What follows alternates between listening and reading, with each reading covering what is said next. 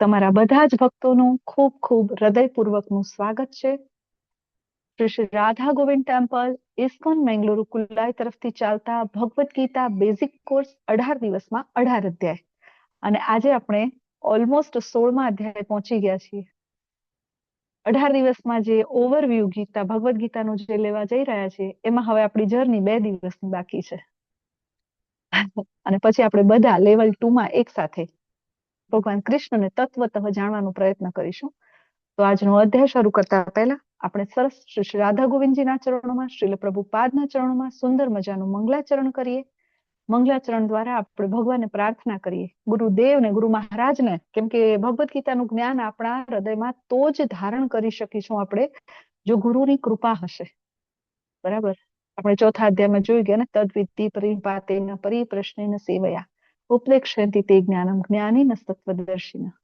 પ્રશ્ન પૂછવા જોઈએ ગુરુને જઈને, ગુરુને શરણાગત થઈને. તો જે આપણે મંગલાચરણ લઈએ છીએ એમાં બધા જ જે ગુરુ ભગવાનના પરમ ભક્તો છે એમને યાદ કરીએ છીએ, ચૈતન્ય મહાપ્રભુને યાદ કરીએ છીએ, કૃષ્ણ રાધા ગોવિંદને આપણે પ્રાર્થના કરીએ કે એ જ્ઞાન આપણા હૃદયમાં પ્રગટ થાય, સ્થાપિત થાય અને આપણે જ્ઞાનને આપણા જીવનમાં પ્રેક્ટિકલી એપ્લાય કરી શકીએ. થિયરિકલ નહીં, પ્રેક્ટિકલ. જ્યારે આપણે ભગવાનનું વિશ્વરૂપ પ્રેક્ટિકલી જોવું હોય તો પછી આપણે જ્ઞાનને પણ પ્રેક્ટિકલી ઉપયોગ કરવો જોઈએ. તો ચાલો બે હાથ જોડો, આંખો બંધ કરીને શ્રી રાધા ગોવિંદને ખૂબ હૃદયપૂર્વક ભાવપૂર્વક આપણે મંગલાચરણથી આપણા આજના ક્લાસ તરફ આગળ વધીએ. ઓમ અજ્ઞાનતિમિરાંધસ્ય જ્ઞાનાંજનશલાકયા ચક્ષુરુન્મિલિतं येन તસ્मै શ્રી ગુરુવે નમઃ. શ્રી ચૈતન્ય મનોભીષ્ટં સ્થાપિतं येन ભૂતલે સ્વયં રૂપ કદા મહ્યં દદાતિ સ્વપદાન્તિકં.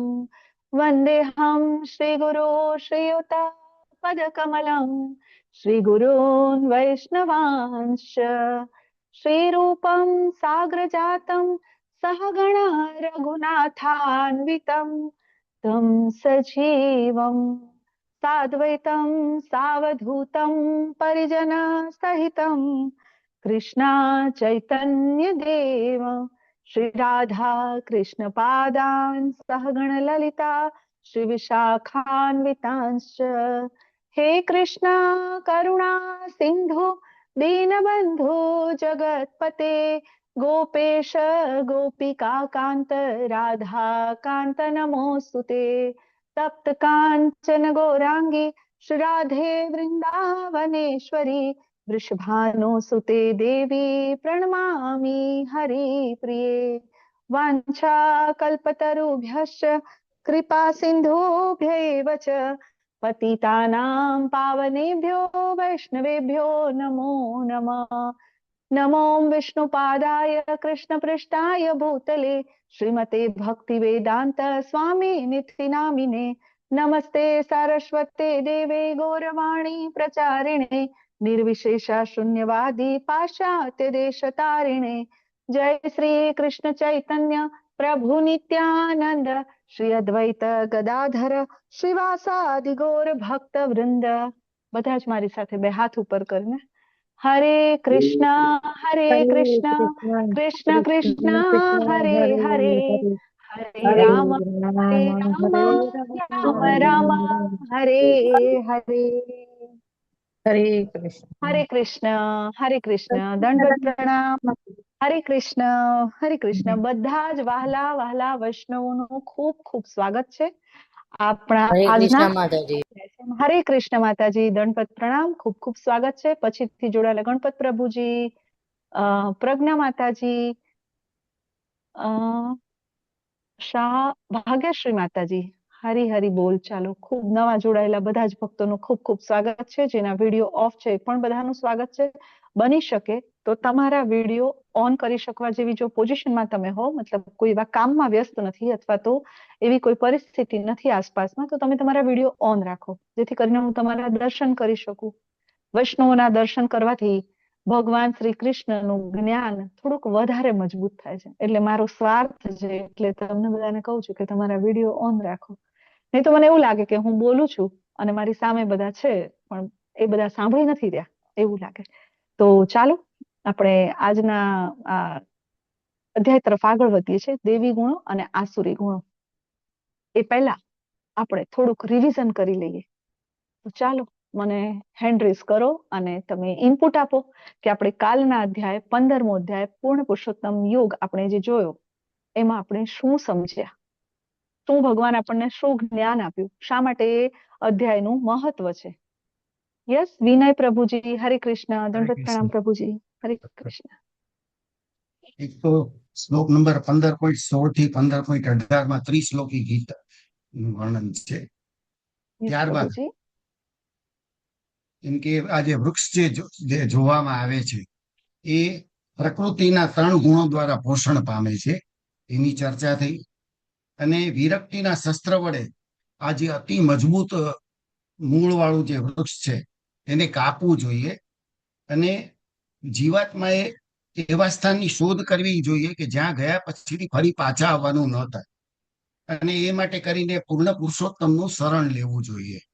અને પૂર્ણ પુરુષોત્તમ એવું પણ કહે છે કે મારું પરમધામ છે એ સ્વયં પ્રકાશિત છે, બધા જીવો મારા સનાતન અંશો છે, સર્વ વેદોને હું જાણવા યોગ્ય હું જ છું. એ રીતે એમ કે આ અતિ ગુપ્ત જ્ઞાન આ અધ્યાયમાં વર્ણવવામાં આવ્યું છે. હરે કૃષ્ણ. હરે હરિ બોલ પ્રભુજી. ઓલમોસ્ટ તમે બધા જ પોઈન્ટ કવર કરી લીધા છે. ખૂબ સરસ પ્રભુજી, ખૂબ સરસ. યસ ડોલી માતાજી, હરે કૃષ્ણ. દંડવત પ્રણામ માતાજી. હરે કૃષ્ણ. પહેલા તો કોણ વિડિયો ચાલુ કરે? મારો વિડિયો ત્યાંથી જ બંધ છે. માતાજીનો વિડિયો ઓન કરો. હરે કૃષ્ણ. ધાર્મી માતાજી ઓન કરજો. યસ યસ માતાજી. આમાં તફાવત બે શીખવાડે છે, આધ્યાત્મિક જગત અને ભૌતિક જગત. આધ્યાત્મિક જગતમાં કાયમી હોય છે અને ભૌતિક જગતમાં અસ્થાયી હોય છે. સાચો પ્રેમ ભૌતિક જગતમાં વાસના, આધ્યાત્મિક જગતમાં સાચું સુખ. પેલામાં કામ ચલો સુખ હોય છે, આમાં સાચો સંબંધ હોય છે, આમાં કામ ચલો સંબંધ છે. આમાં ઉદાસી નથી હોતી, પેલામાં માત્ર ઉદાસી જ હોય છે. આનંદમાં રહેવાનું હોય છે આધ્યાત્મિક જગતમાં, અને ભૌતિક જગતમાં ઉદાસીમાં રહેવાનું હોય છે. વાસ્તવિક સમસ્યાઓ છે, જન્મ, મૃત્યુ, જરા, વ્યાધિ, આમાં નથી હોતા આધ્યાત્મિક જગતમાં. અને ભૌતિક જગતમાં આદિ, વ્યાધિ, ઉપાધિ અને જન્મનું ચક્ર ચાલતું જ હોય છે. આમાં હરી હરી બોલ. ખૂબ સરસ માતાજી, હરી હરી બોલ. આટલો મોટો તફાવત જાણી અને પછી આપણે અહીંયા મજા મજા કરવા રહેવું જોઈએ નહીં. ખૂબ સરસ માતાજી, ખૂબ સરસ. યસ યસ માતાજી, વેરી ગુડ. યસ મનીષા માતાજી, હરે કૃષ્ણ. દંડવત પ્રણામ માતાજી. દંડવત પ્રણામ. હરે કૃષ્ણ માતાજી, દંડવત પ્રણામ. જ્યાં સુધી જીવ આ અંધકારમય ભૌતિક જગતમાં રહે છે ત્યાં સુધી તે બદ્ધ અવસ્થામાં રહે છે, પરંતુ જેવો આ ભૌતિક જગત રૂપી મિથ્યા વૃક્ષને કાપીને દિવ્ય આકાશમાં પહોંચી જાય છે ત્યારે તે તરત જ મુક્ત થઈ જાય છે અને પછી તેને અહીં પાછા આવવાની કોઈ શક્યતા રહેતી નથી. હરે કૃષ્ણ. હરે કૃષ્ણ. હરી હરી બોલ. ઓલમોસ્ટ તમે બધું જ કવર કરી લીધું. ખૂબ સરસ માતાજી, પ્રભુજી, બધાનો ખૂબ ખૂબ આભાર. તો ચાલો આપણે આજના અધ્યાય તરફ જઈએ. આપણે જોયું કે 12મા અધ્યાયની અંદર ભગવાને આપણને કહી દીધું ભક્તના લક્ષણ કેવા હોવા જોઈએ, ભક્તિ કેવી કરવી જોઈએ. ત્યાં ભક્તિ યોગ પૂરો થાય છે. હે ને? ભગવાન કોણ છે? તો સાકાર સ્વરૂપ છે ભગવાન, દિવ્ય શ્યામ સુંદર મુરલી મનોહર. એમની અનન્ય ભક્તિ કરીને આપણે ભગવદ્ધામ જઈ શકીએ છીએ. અને ભક્તના કેવા લક્ષણો હોય તો ભક્ત ભગવદ્ધામ જઈ શકે. આ બધું આપણને આપ્યું. ભક્તિ કેવી રીતે કરવી? તો ભક્તિમાં 2 અડચણો ભગવાને બતાવી દીધી 13મા અને 14મા અધ્યાયમાં. પહેલું છે આપણી કોન્શિયસનેસ, એટલે કે ચેતના. આપણી ચેતના શેમાં છે? એ ચેતના જે છે એ જયારે ભૌતિકતામાં હોય છે એ આપણી ભક્તિમાં સૌથી મોટો અવરોધ છે. એ આંતરિક વસ્તુ છે. બાહ્ય વસ્તુ કઈ? તો ભાઈ આપણે 14મા અધ્યાયમાં ભણ્યા પ્રકૃતિના 3 ગુણો. બરાબર. ભગવાને 15મા અધ્યાયની અંદર આ જે 2 અવરોધ છે, ઓબ્સ્ટેકલ છે, એને કેવી રીતે દૂર કરી શકાય એ સમજાવ્યું. કનેક્શન સમજવું પડશે ને, કયા અધ્યાયનું કયા અધ્યાય સાથે શું કનેક્શન છે આપણે સમજવાનું છે. તો 15મા અધ્યાયમાં ભગવાન આપણને સમજાવી દીધું કે આ 2 જે અવરોધ છે, ચેતના અને તમારા પ્રકૃતિના 3 ગુણો, જેની અંદર મનુષ્ય રહે છે અને એના કારણે મનુષ્ય વારંવાર નવા જન્મ લે છે. ભગવાન ઊંધા વૃક્ષનું ઉદાહરણ લઈને આવે છે અને આપણને સમજાવે છે કે આપણે આ ઊંધા વૃક્ષને જે અસ્થાયી છે, જે ખાલી પ્રતિબિંબ છે, એને ઓરિજિનલ માનીને આપણે અહીંયા જીવી રહ્યા છીએ. નવી નવી ઈચ્છાઓ કરીએ છીએ અને પ્રકૃતિના ગુણોનું સિલેક્શન કરી જઈએ છીએ અને એમ કરતા કરતા આ વૃક્ષ મોટું થતું જાય છે. રાઈટ. ભગવાન અદ્વૈતવાદના સિદ્ધાંતનું ખંડન કરે છે, ધજીયા ઉડાવે છે ભગવાન. ભગવાન એ સ્થાપિત કરે છે પોતાના ભગવત તત્વને કે હું જ પૂર્ણ પુરુષોત્તમ પરમેશ્વર છું. ભગવાન જીવ અને શિવ ક્યારેય એક હોઈ શકતા નથી. ભગવાન અદ્વૈતવાદનું ખંડન કરે છે. ભગવાન આપણને ઊંધા અશ્વત્થ વૃક્ષના ઉદાહરણ દ્વારા સમજાવે છે કે ભાઈ વિરક્તિના શસ્ત્ર વડે આ વૃક્ષને કાપી નાખો, અને જેમ વિનય પ્રભુજીએ કીધું એમ અહીંયાથી એવા સ્થાનની શોધ કરો કે જ્યાંથી ફરી પાછા ન આવવું પડે, અને એ સ્થાન છે આપણું ભગવાન શ્રી કૃષ્ણનું ધામ, ગોલોક વૃંદાવન ધામ, વૈકુંઠ ધામ. હવે ત્યાં જઈને પાછું કરવાનું છે શું? તો ભાઈ ભગવાનની સેવા કરવાની છે. અચ્છા, એ સેવા કેવી રીતે કરશો, એ કેવી રીતે સમજશો? તો એના માટે અહીંયા પહેલા આપણે ટ્રેનિંગ લેવી પડશે, અને એ ટ્રેનિંગ આપણને કોણ આપશે? આપણા ગુરુ. એ ટ્રેનિંગ લઈને અહીંથી લર્નિંગ લેસન્સ લઈશું ત્યારે આપણને ભગવત ધામમાં ભગવાનની સેવાની ગાડી ચલાવવાનું પરમેનન્ટ લાયસન્સ મળે છે.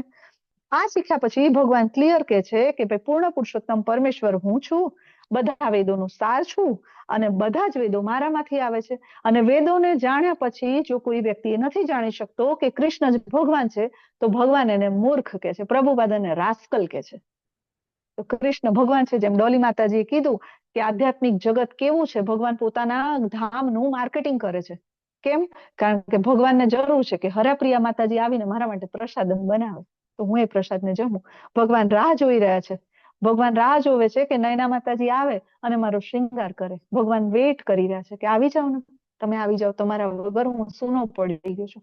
એટલા માટે આપણે બધાએ આધ્યાત્મિક જગત એટલે કે આપણું ઓરિજિનલ એડ્રેસ પેલા પુલ પર આપણે આવી ગયા છીએ. હવે ખાલી હરિનામનું દોરડું પકડીને અને આપણે ભગવત ધામ જતું રહેવાનું છે. આપણા ભગવાન સાથેનો જે સંબંધ આપણો ભૂલાઈ ગયો છે એ સંબંધને પુનઃસ્થાપિત કરવા માટે ભગવાન આપણને આ અધ્યાય આપે છે. હવે આગળનો અધ્યાય જ્યાં આપણે જઈ રહ્યા છીએ એ છે દેવી અને આસુરી ગુણો. બરાબર, આજનો અધ્યાય શું કનેક્શન છે? તો જે બે ઓબ્સ્ટેકલ આપ્યા હતા ને, એક આપણી ચેતના અને બીજું હતું ભૌતિક પ્રકૃતિના ગુણો. ભગવાન અહીંયા એક ત્રીજું ઓબ્સ્ટેકલ આપે છે કે આ આસુરી ગુણો, આ જે ગુણો છે ને, પહેલા આપણે 14મા અધ્યાયમાં જોઈ લ્યા કે પ્રકૃતિના 3 ગુણો, સતો, રજો અને તમો. આપણે આ 3 ગુણોની અંદર ફર્યા કરીએ છીએ. કોઈ વ્યક્તિ સતો ગુણમાં જાય તો એ સતો ગુણમાં કોઈ કાર્ય કરે તો ઉપરના લોક તરફ જાય આ ભૌતિક જગતમાં. રજો ગુણમાં રહીને કોઈ કાર્ય કરે તો પૃથ્વી પર આવે, અને તમો ગુણની અંદર રહીને કોઈ કાર્ય કરે છે તો એ નિમ્ન લોકની પ્રાપ્તિ કરે છે. આપણે જોઈ ગયા ને આપણે 14મા અધ્યાયમાં. હવે આપણને ભગવાને બતાવ્યું કે ભાઈ ઉપર નીચે આ ચક્ર ચાલ્યા કરે છે. આ ચક્રમાંથી બહાર આવવાનું છે. તો ભાઈ આ જગતની અંદર એવા ભગવાન કહે છે કે હવે એવા કયા લક્ષણો, એવા કયા ક્રાઇટેરિયા છે કે જેના તમારામાં હોવાથી તમે કાં તો ઉપર જાઓ છો અને કાં તો નીચે આવો છો.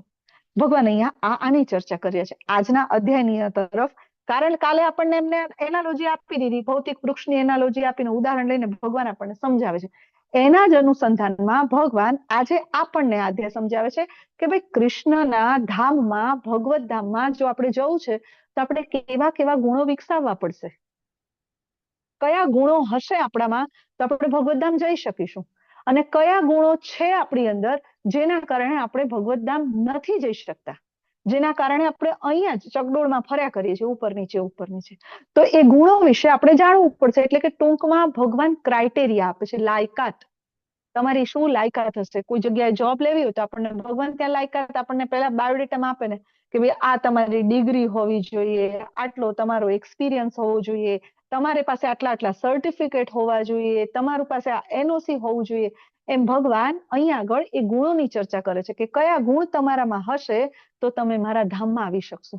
જેથી કરીને આપણે જાતે સેલ્ફ એનાલિસિસ કરીએ, આત્મનિરીક્ષણ કે ભાઈ મારી અંદર કયા એવા ગુણ છે જેના લીધે હું અહીંયા જ પડ્યો છું હજી કે પડી છું, અથવા મારી અંદર એવા કયા ગુણ નથી કે જેના લીધે મને જલ્દીથી મારી ટિકિટ કન્ફર્મ નથી થતી ભગવત ધામની. હજી નવો જન્મ, હજી ઉપર, હજી નીચે હું ફર્યા કરું છું. તો આપણે આ ગુણ, પ્રકૃતિના 3 ગુણો જયારે જોયા ત્યારે આપણે એ આઈડેન્ટિફાઈ કર્યું કે હું કયા ગુણમાં છું.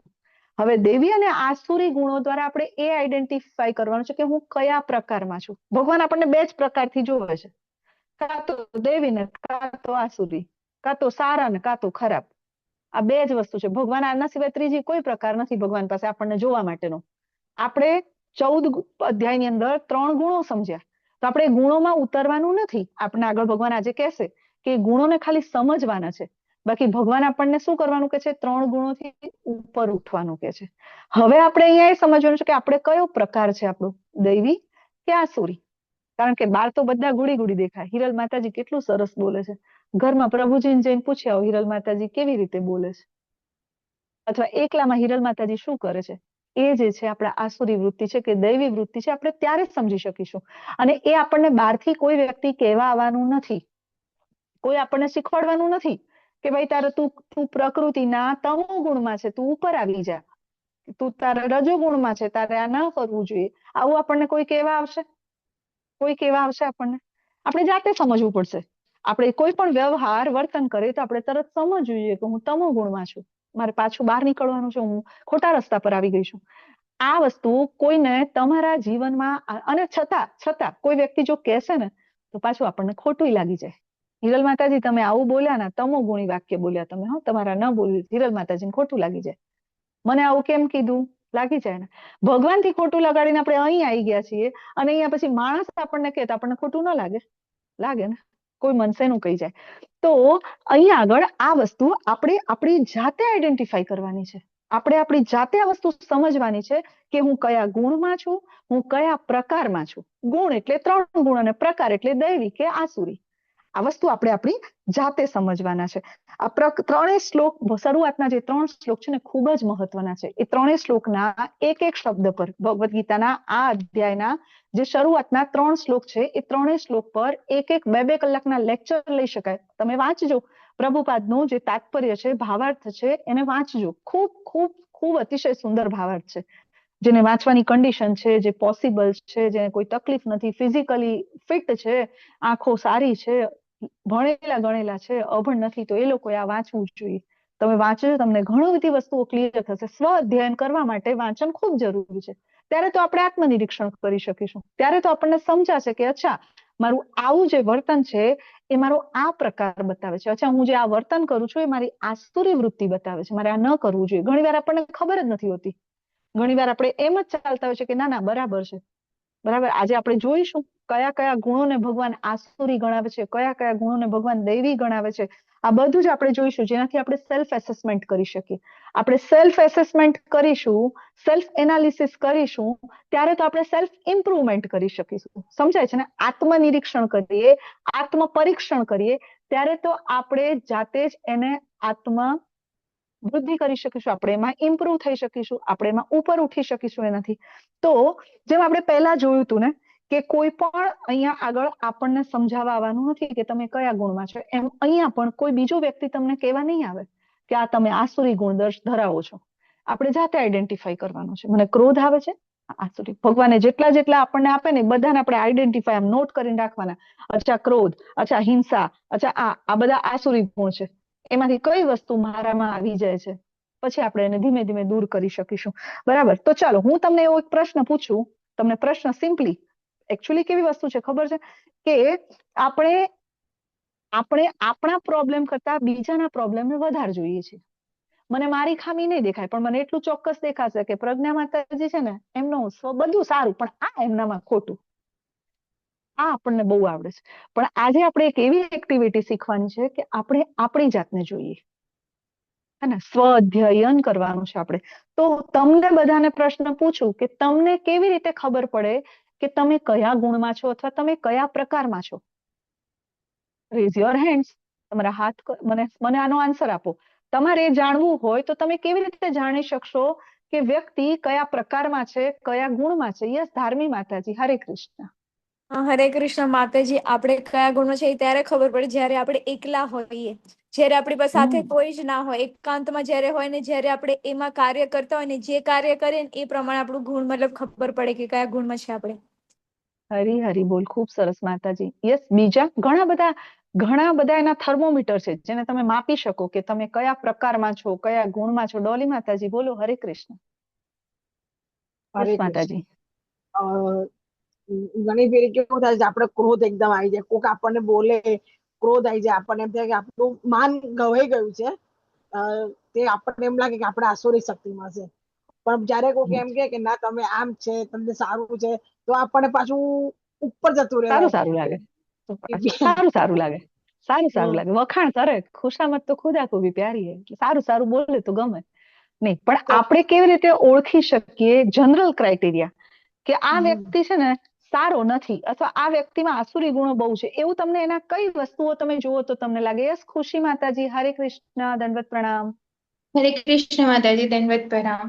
આપણે દંડવત જ્યારે પ્રણામ. એકલા બેસીને પોતાનું સેલ્ફ એનાલિસિસ કરીએ ત્યારે આપણને ખબર પડે કે હા, આજે પૂરા દિવસમાં સવારમાં મેં આ સારું કામ કર્યું ત્યારે મારામાં સારા ગુણો હતા, અને હવે પછી બપોર થતાં મેં આના ઉપર ગુસ્સો કર્યો, થોડુંક કામના લીધે ક્યારેક ખોટું બોલવું પડ્યું, તો એ બધું આપણે લખીએ એકવાર શાંતિથી બેસીને, ત્યારે આપણને ખબર પડે કે આપણે કેટલા દિવસમાં કેટલા ગુણોમાં હોઈએ છીએ. ઓકે, ખૂબ સરસ માતાજી. યસ કલ્પેશ પ્રભુજી, હરે કૃષ્ણ, દંડવત હરે કૃષ્ણ પ્રણામ માતાજી, પ્રભુજી. દંડવત પ્રણામ હરે માતાજી. કૃષ્ણ, દંડવત ત્રણ પ્રણામ. ગુણ છે ને, આપણને આપણી જે અવેરનેસ નું લેવલ છે એના પરથી આપણને ખબર પડે આપણું ખાનપાન કેવું છે, આપણું મિત્ર મંડળ કેવું છે, આપણું વાંચન કેવું છે. કારણ કે 3 ગુણ 24 કલાક આપણી સાથે ઘેરાયેલા છે. એટલે કોન્સ્ટન્ટ અવેરનેસ જયારે આપણી અંદર આવે ત્યારે આપણે આપણા મનને અને ગુણને જોઈ શકીએ કે હવે મારું ખાનપાન બગડી ગયું છે, અત્યારે મારા મિત્રોનો સંગ બગડી ગયો છે અત્યારે, અથવા મારા મિત્રોમાં અત્યારે ડિવોટીઝ આવી ગયા છે બધા. તો એના થકી આપણે આપણું વાંચન કેવું છે, આપણે કઈ જાતનું રીડિંગ કરી, કઈ જાતનું જોઈએ છીએ આ ઇન્દ્રિયોથી, એ કોન્સ્ટન્ટ અવેરનેસ થી જયારે આપણે જોઈએ ને ત્યારે આપણે આપણા ગુણને સમજી શકીએ અને એનાથી ઉપર ઉઠવાની ત્યારે આપણે મહેનત કરીએ. હરે કૃષ્ણ માતાજી. હરી હરી બોલ, હરી હરી બોલ. ખૂબ સરસ પ્રભુજી, બહુ મુખ્ય મહત્વનો મુદ્દો છે એસોસિએશન. તમારો સંગ કેવો છે, તમે કોની સાથે બેસો છો, કોની સાથે બોલો છો, તમારો ખોરાક કેવો છે, તમારું વાણી અને વર્તન કેવું છે, તમારા શોખ કેવા છે, તમને શેમાં મજા આવી રહી છે, બરાબર, આ બધું તમે શું વિચારી રહ્યા છો, તમારી થોટ પ્રોસેસ શું છે, વિપરીત પરિસ્થિતિઓમાં આપણું રિએક્શન કેવું છે, એકાંતમાં તમે કેવા વિચારો કરો છો. જયારે તમને બધા જોતા હોય ત્યારે તો આપણે ભક્ત બની જઈએ, પણ જયારે કોઈ નથી જોતું ને ત્યારે આપણે કેવી વૃત્તિઓમાં હોઈએ છીએ. આ બધી જ વસ્તુ જે છે એ ક્રાઇટેરિયા છે. બીજા તેમાં ભગવાન કીધું હતું ને, અર્જુને પૂછ્યું હતું, ભગવાન જણાવો ને સ્થિત પ્રજ્ઞ વ્યક્તિના લક્ષણો કેવા હોય, એ કેવી રીતે બોલે છે, કેવી રીતે ચાલે છે, કેવી રીતે બેસે છે, કેવી રીતે વર્તન છે, એનો વ્યવહાર બીજા સાથે કેવો છે. આ બધી જ વસ્તુ ઉપરથી આપણને કેવા પ્રકારમાં આપણે છીએ એ આપણે સમજી શકીએ છીએ આપણી પ્રવૃત્તિઓના આધારે. જેમ પ્રભુજીએ કીધું ને, કલ્પેશ પ્રભુજી, કે આપણે શું વાંચીએ છીએ, શું ખાઈ રહ્યા છીએ. આપણે કોન્સ્ટન્ટ બહારનું તીખું તળેલું ખાઈ રહ્યા છીએ, આપણને એમાં જ મજા આવે છે, તો આપણે તરત સમજી જવું જોઈએ કે આપણે આવું બધું કોને ભાવે? અસુરોને ભાવે. બહુ તમાટ તામસી વસ્તુઓ. આપણે એવા મિત્રો સાથે બેઠા હોય કે જે બસ ફરવું ને બધું ડ્રિંક કરવું ને આવી બધી ભૌતિકતામાં જ મગ્ન રહેતા, તરત જ આપણું એસોસિએશન બદલી દેવું. ખૂબ મહત્વનો મુદ્દો છે. તો તમને બધાને કન્સેપ્ટ ક્લિયર છે, રાઈટ? આ બધા જ મુદ્દા નોંધવા જેવા છે. તમારી એક ડાયરી રાખો, એક ચાર્ટ બનાવો, એને નોંધો. જેમ હમણાં માતાજીએ કીધું ને, ખુશી માતાજીએ, કે તમારી પાસે એ વસ્તુને એમ હોવું જોઈએ. અચ્છા, આજે સવારે મારી વૃત્તિ શું હતી, મેં સવારના જે કાર્ય કર્યા, મેં શું ખાધું, હું શું બોલી, મારું વર્તન કેવું, મારો વ્યવહાર કેવો, મેં શું કર્યું, સવારે હું ભક્તોના સંગમાં હતી, ઓકે. અચ્છા, મારો વ્યવહાર કેવો હતો, મારા બાળકો સાથે મેં શું કર્યું, મેં ભગવાનની સેવા કરી, મેં પ્રસાદ ગ્રહણ કર્યો. આ બધી જ વસ્તુઓનો એક ચાર્ટ બનાવો, જેથી કરીને ધીમે ધીમે તમને એમાં ઇમ્પ્રુવ કરવાની સમજાશે કે નહીં, ગઈકાલનો સવારથી મારો જે હતો ને એ હું રજોગુણ કે તમોગુણમાં હતી, આજ સવારથી હું સતોગુણમાં ધીમે ધીમે રહેવાનો પ્રયત્ન કર્યો કે હું ભક્તો વચ્ચે રહી, ક્લાસ અટેન્ડ કર્યા, મંગળારતી અટેન્ડ કરી, મેં ભાગવતમના ક્લાસ અટેન્ડ કર્યા, જપા સેશનમાં હું હતી. તો આ તમને ધીમે ધીમે, આ ખૂબ ખૂબ મહત્વની વસ્તુ છે જે તમારી આધ્યાત્મિક પ્રગતિમાં તમને ખૂબ મદદરૂપ પડશે. આજના અધ્યાયમાં ભગવાન આપણને એ જ સમજાવી રહ્યા છે કે કેવા કેવા ગુણો આપણા અંદર હોય અથવા ન હોય તો એને વિકસાવીએ તો આપણે ભગવત ધામ જઈ શકીએ. ભગવત ધામ જવા માટે કેવા ગુણો વિકસાવવાની જરૂર છે? તો ભગવાન પહેલા જ શ્લોકની અંદર કહે છે, શ્રી ભગવાન ઉવાચ અભયમ સત્વ સંશુદ્ધિ જ્ઞાન યોગ વ્યવસ્થિતિ દાનમ દમશ્ચ યજ્ઞશ્ચ સ્વાધ્યાયસ્તપ આર્જવમ. ભગવાન શું કે છે? આ જે ગુણો છે, આ દરેક ગુણ, એક એક ગુણ પર એક એક કલાકનો લેક્ચર થાય, બરાબર? ભગવાન અહીંયા આગળ શું કહે છે? પહેલો ગુણ છે નિર્ભયતા, અભયમ. અભયમ એટલે શું? મને કોઈનાથી કાંઈ ડર લાગતો નથી, જેને જે કેવું હોય કે, એવું અભયમ? એવા અભયમની વાત કરે, જેને જે બોલવું હોય બોલે, મારે જે કરવું હોય હું કરું. નો, તમે જંગલમાં છો, તમે એકાંત સ્થળે છો, તમે એવી જગ્યાએ છો કે તમને એવું ફીલ થાય કે ડર છે, છતાંય તમારા મનમાં એવો વિશ્વાસ હોય કે મારા કૃષ્ણ મારી સાથે છે, મારા કૃષ્ણ દરેક પરિસ્થિતિમાં મારી સાથે છે. આવો વિશ્વાસ પ્રભુપાદ જ્યારે 70 વર્ષની ઉંમરે જહાજમાં એકલા ગયા, 2 વાર એટેક આવી ગયો, એમની સાથે કોઈ વ્યક્તિ નહોતું, એમની પાસે પૈસા ન હતા, પશ્ચિમના દેશોમાં ત્યાં એમને કોઈ ઓળખનાર વ્યક્તિ ન હતું, અને છતાં એ પ્રભુપાદ ત્યાં ગયા, અમારા આચાર્ય ત્યાં ગયા. શા માટે? કૃષ્ણ ભાવનામૃતનો પ્રચાર કરવા માટે. કોના વિશ્વાસે ગયા હતા? કોનો ભરોસો હતો એમને? એમને હતું કે મને કોઈ કૃષ્ણ એરપોર્ટ પર ભગવાન. લેવા આવી છે? કૃષ્ણ ભગવાન, કૃષ્ણ. આ છે અભયમ. યસ, ભગવાન, એમને વિશ્વાસ હતો કે કૃષ્ણ મારી સાથે છે. અત્યારે આ સમયની અંદર તમે જુઓ, બધા જ લોકો ભૌતિકતાની પાછળ દોડી રહ્યા છે, પૈસો પૈસો પૈસો. ત્યારે સૌથી વધારે એકલતા, એકાંત, એકાકીપણું, આ વસ્તુઓ લોકોને બહુ પીડે છે, ખાસ કરીને નાના બાળકો અને વૃદ્ધો. નાના બાળકોને કેવું હોય છે કે માતા પિતા બંને નોકરી કરે, સવારથી બાળક ઘરમાં એકલું, માતા પિતા સાથે હોય નહીં, ટીવી જોવે, મોબાઈલ ગેમ રમે, આખો દિવસ એમાં જતો રહે, અને માતા પિતાનો સહવાસ મળે નહીં. પાછા જોઈન્ટ ફેમિલી તો રહ્યા નથી, બા દાદા સાથે રહેવું કોઈને ગમતું નથી, એટલે એકલું બાળક એકાકીપણાનો ભોગ બને છે, શિકાર બને છે. અને પછી માતા પિતા એને સાયકેટ્રિસ્ટ પાસે લઈ જાય અને કે મારું બાળક એબનોર્મલ ફીલ કરે છે, વર્તન કરે છે, એને કંઈક પ્રોબ્લેમ થયો છે. અરે ભાઈ, એને માતા પિતાના પ્રેમની જરૂર છે, બા દાદાના પ્રેમની જરૂર છે, એ નથી મળી રહ્યો, બીજું કાંઈ નથી. તમે પૈસા પાછળ ભાગી રહ્યા છો, તમે તમારા બાળકને સમય નથી આપી રહ્યા. વયોવૃદ્ધ જે વૃદ્ધો છે, માતા પિતા વૃદ્ધોને એમનું અવોઇડન્સ, સતત એમનો તિરસ્કાર થતો આપણે જોઈ રહ્યા છીએ. ટાઈમ નથી ને કોઈની પાસે. સવારે પિતાજી આમ મા બાપ બંને ટિફિન લઈને ઉપડી જાય, સવારે બાળક ઊંઘતું હોય, માતા પિતા સૂતા હોય, જતા રહે, ને સાંજે આવે ત્યારે બધા થાકીને બિચારા સૂઈ ગયા હોય. આ જે વસ્તુ ઘરડા વૃદ્ધો જે મા બાપ છે, એમને એવું સતત થાય કે અમારી આખી જિંદગી અમે બાળકો પાછળ આપીને અમારા બાળકો પાસે અમારા માટે સમય નથી. તમે કોઈ પણ ઘરડા વ્યક્તિને જોજો, એમને સૌથી વધારે જો કોઈ વસ્તુની ભૂખ હશે ને, તો એ પોતાના બાળકો પોતાને સમય આપે. અડધો કલાકે તમે મા બાપ પાસે બેસો છો, મમ્મી તારી તબિયત કેવી છે, તને કઈ તકલીફ તો નથી ને, આજે આખો દિવસ તે શું કર્યું? આટલું આપણો દીકરો જયારે આપણને આવીને પૂછે, ત્યારે મા બાપના મોઢા પર એટલો બધો સંતોષ હોય કે ના હોય? હોય ને. આ જે એકાકીપણ છે, આવા સમયે જો ભગવદ્ ગીતાનું જ્ઞાન આપણી પાસે હશે, તો આપણને એટલી ખબર હશે કે સુહૃદમ સર્વભૂતાનામ, મારા કૃષ્ણ, મારા શુભેચ્છક મિત્ર મારી સાથે છે, હું એકલો નથી. જ્યારે આવું ઓનલાઈન પ્લેટફોર્મ હશે, આપણને આવું ઓનલાઈન એસોસિએશન મળશે, ત્યારે આપણે એકલા નહીં પડીએ, ત્યારે આપણને બધા મળી જશે, હે ને? ગીતાબા માતાજી છે, ગીતાબેન, એમને એવું નહીં થાય કે હું એકલી છું. થાય માતાજી? એવું લાગે ને કે મારા બધા ભક્તો મારી સાથે છે, લાગે ને? આ છે, એટલા માટે ભગવદ, યસ, આ છે આપણું રિયલ એસોસિએશન. તો આપણને અભયમ ક્યાં હોવું જોઈએ અને શેમાંથી મળે? તો ભગવદ્ ગીતા વાંચીશું તો આપણને એ વસ્તુ સમજાશે, અને એટલા માટે આપણે આ જગતમાં શાંતિથી રહી પણ શકીશું અભયમના ગુણ દ્વારા, અને ભગવદ ધામ જવું હશે ને ત્યારે શાંતિથી જઈ પણ શકીશું. એમાં પણ આપણને આપણા માટે આ રસ્તો ખુલી જશે. એટલે આ ગુણ, હવે તમને શું લાગે છે કે આ જે બધા દૈવી ગુણો છે, આ બધા દૈવી ગુણોની એક એકની પ્રેક્ટિસ કરવાની કે ચાલો ભાઈ અભયમ, પછી આત્મશુદ્ધિ, પછી આધ્યાત્મિક જ્ઞાન, આજે હું અભયમની પ્રેક્ટિસ કરું, આજે હું આત્મશુદ્ધિની પ્રેક્ટિસ કરું, આપણે એવું કરવાનું છે? એવી રીતે થશે નહીં. આપણે એક એવી વસ્તુથી પ્રોસેસથી જવાનું છે કે જેની અંદર ઓટોમેટિક જ આ બધા જ દૈવી ગુણો આપણા હૃદયમાં પ્રગટ થાય. તો ભાઈ એવી પ્રોસેસ કઈ?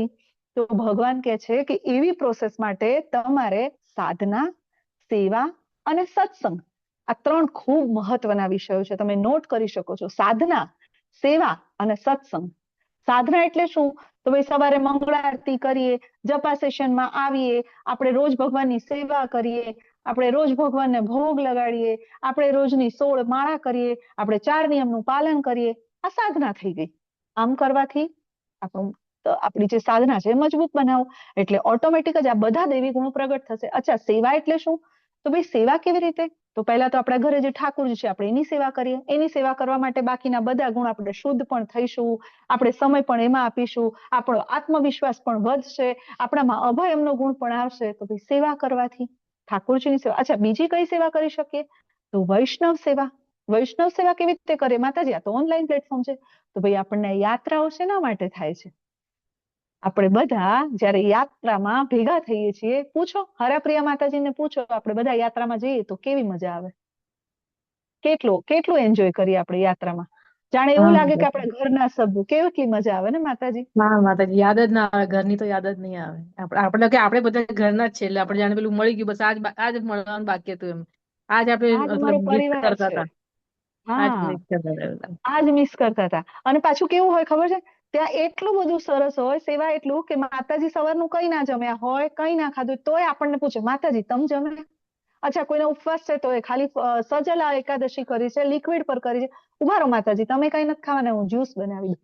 વૈષ્ણવોની સેવા, ગુરુની સેવા. ગુરુની સેવા કેવી રીતે થાય? તો ભાઈ ગુરુનો આજ્ઞાનું શબ્દશઃ પાલન કરીને સેવા થાય. ઠાકોરજીની સેવા, વૈષ્ણવોની સેવા, આ છે સૌથી મોટી વસ્તુ, કે એના દ્વારા તમારી અંદર બધા જ ગુણો, જે દેવી ગુણો છે ને ઓટોમેટિક આવશે, અને આસુરી ગુણો ઓટોમેટિક બહાર નીકળી જશે. રાઈટ? પેલું એક ઉદાહરણ જોયું છે ને, કે ગંદા પાણીનો ગ્લાસ ભરેલો હોય અને એને ચોખ્ખું કરવું હોય તો શું કરો? તો એની અંદર સારું પાણી નાખે જ જાઓ. ધીમે ધીમે શું થશે? ગંદુ પાણી બધું બહાર નીકળી જશે અને આખો ગ્લાસ પ્યોર વોટર થી ભરાઈ જશે. જોયું છે ને? આવું બધું બહુ આવે છે, આવું બધું. તો આ સેમ ફંડા આપણે અહીંયા અપનાવવાનો છે. સાધના, સેવા અને સત્સંગ. સત્સંગ એટલે શું? સત્સંગ એટલે શું? અત્યારે 4 થી 6 છેલ્લા 15 દિવસથી આપણે શું કરીએ છીએ? સત્સંગ કરીએ છીએ. સાથે બેસીને આપણે શું કરીએ છીએ? ભગવાન શ્રી કૃષ્ણના જ્ઞાનની આપ-લે કરીએ છીએ. L1 કરીએ. હવે આપણે બધા લેવલ 2 માં જઈશું. લેવલ 2 પરથી મને યાદ આવે છે કે લેવલ 2 સ્ટાર્ટ થઈ ગયું છે. તમે બધા ફોર્મ ભરી દેજો. લેવલ 2 એટલે પ્રી ભક્તિ શાસ્ત્રી. જે પણ ભક્તોને એવું હોય કે મારે ભક્તિ શાસ્ત્રી કરવું છે, મારે ભગવદ્ ગીતાને શબ્દશઃ સમજવી છે, મારે કૃષ્ણને તત્વતઃ જાણવા છે, એ દરેક વ્યક્તિએ ભક્તિ શાસ્ત્રી કરવું જોઈએ. અને ભક્તિ શાસ્ત્રી કરતા પહેલા લેવલ 2 એટલે કે પ્રી ભક્તિ શાસ્ત્રી કરવું જરૂરી છે. એ પ્રી ભક્તિ શાસ્ત્રી છે. બધા જ શ્લોકને એના પર એમાં સમજાવવામાં આવશે. એ લેવલ 2 પ્રી ભક્તિ શાસ્ત્રી. અચ્છા, એના પછી ભક્તિ શાસ્ત્રી કરીએ છીએ. અચ્છા, એના પછી ભક્તિ વૈભવ પણ હોય છે. ભક્તિ સદાચારના ક્લાસ વીકમાં 1 દિવસ હોય છે. ભક્તિ સદાચારના ક્લાસમાં શું હોય છે? વૈષ્ણવ એટિકેટ્સ, વૈષ્ણવ સદાચાર. આપણને બધું જ કેવું, વૈષ્ણવોનો આચાર વિચાર વ્યવહાર કેવો હોય, તિલક શા માટે કરવું જોઈએ, ભગવાનની સેવા કેવી રીતે કરવી જોઈએ, ભગવાનને ભોગ કેવી રીતે લગાડવો જોઈએ, મંદિરમાં જઈએ તો ભગવાનને પ્રણામ કેવી રીતે કરવા જોઈએ.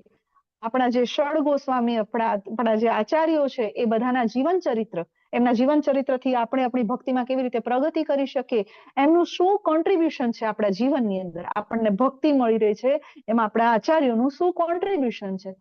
ભાગવતમમાં મહાભક્તોની જે સ્તુતિ છે, ભગવાનના ભક્તોની, આ બધું સદાચારમાં કરવામાં આવે છે. તમે બધા જોઈન્ટ થાવ, ઘણું બધું શીખવા મળશે. આપણને ઘણીવાર પ્રશ્નો થાય કે આ કેવી રીતે કરવું?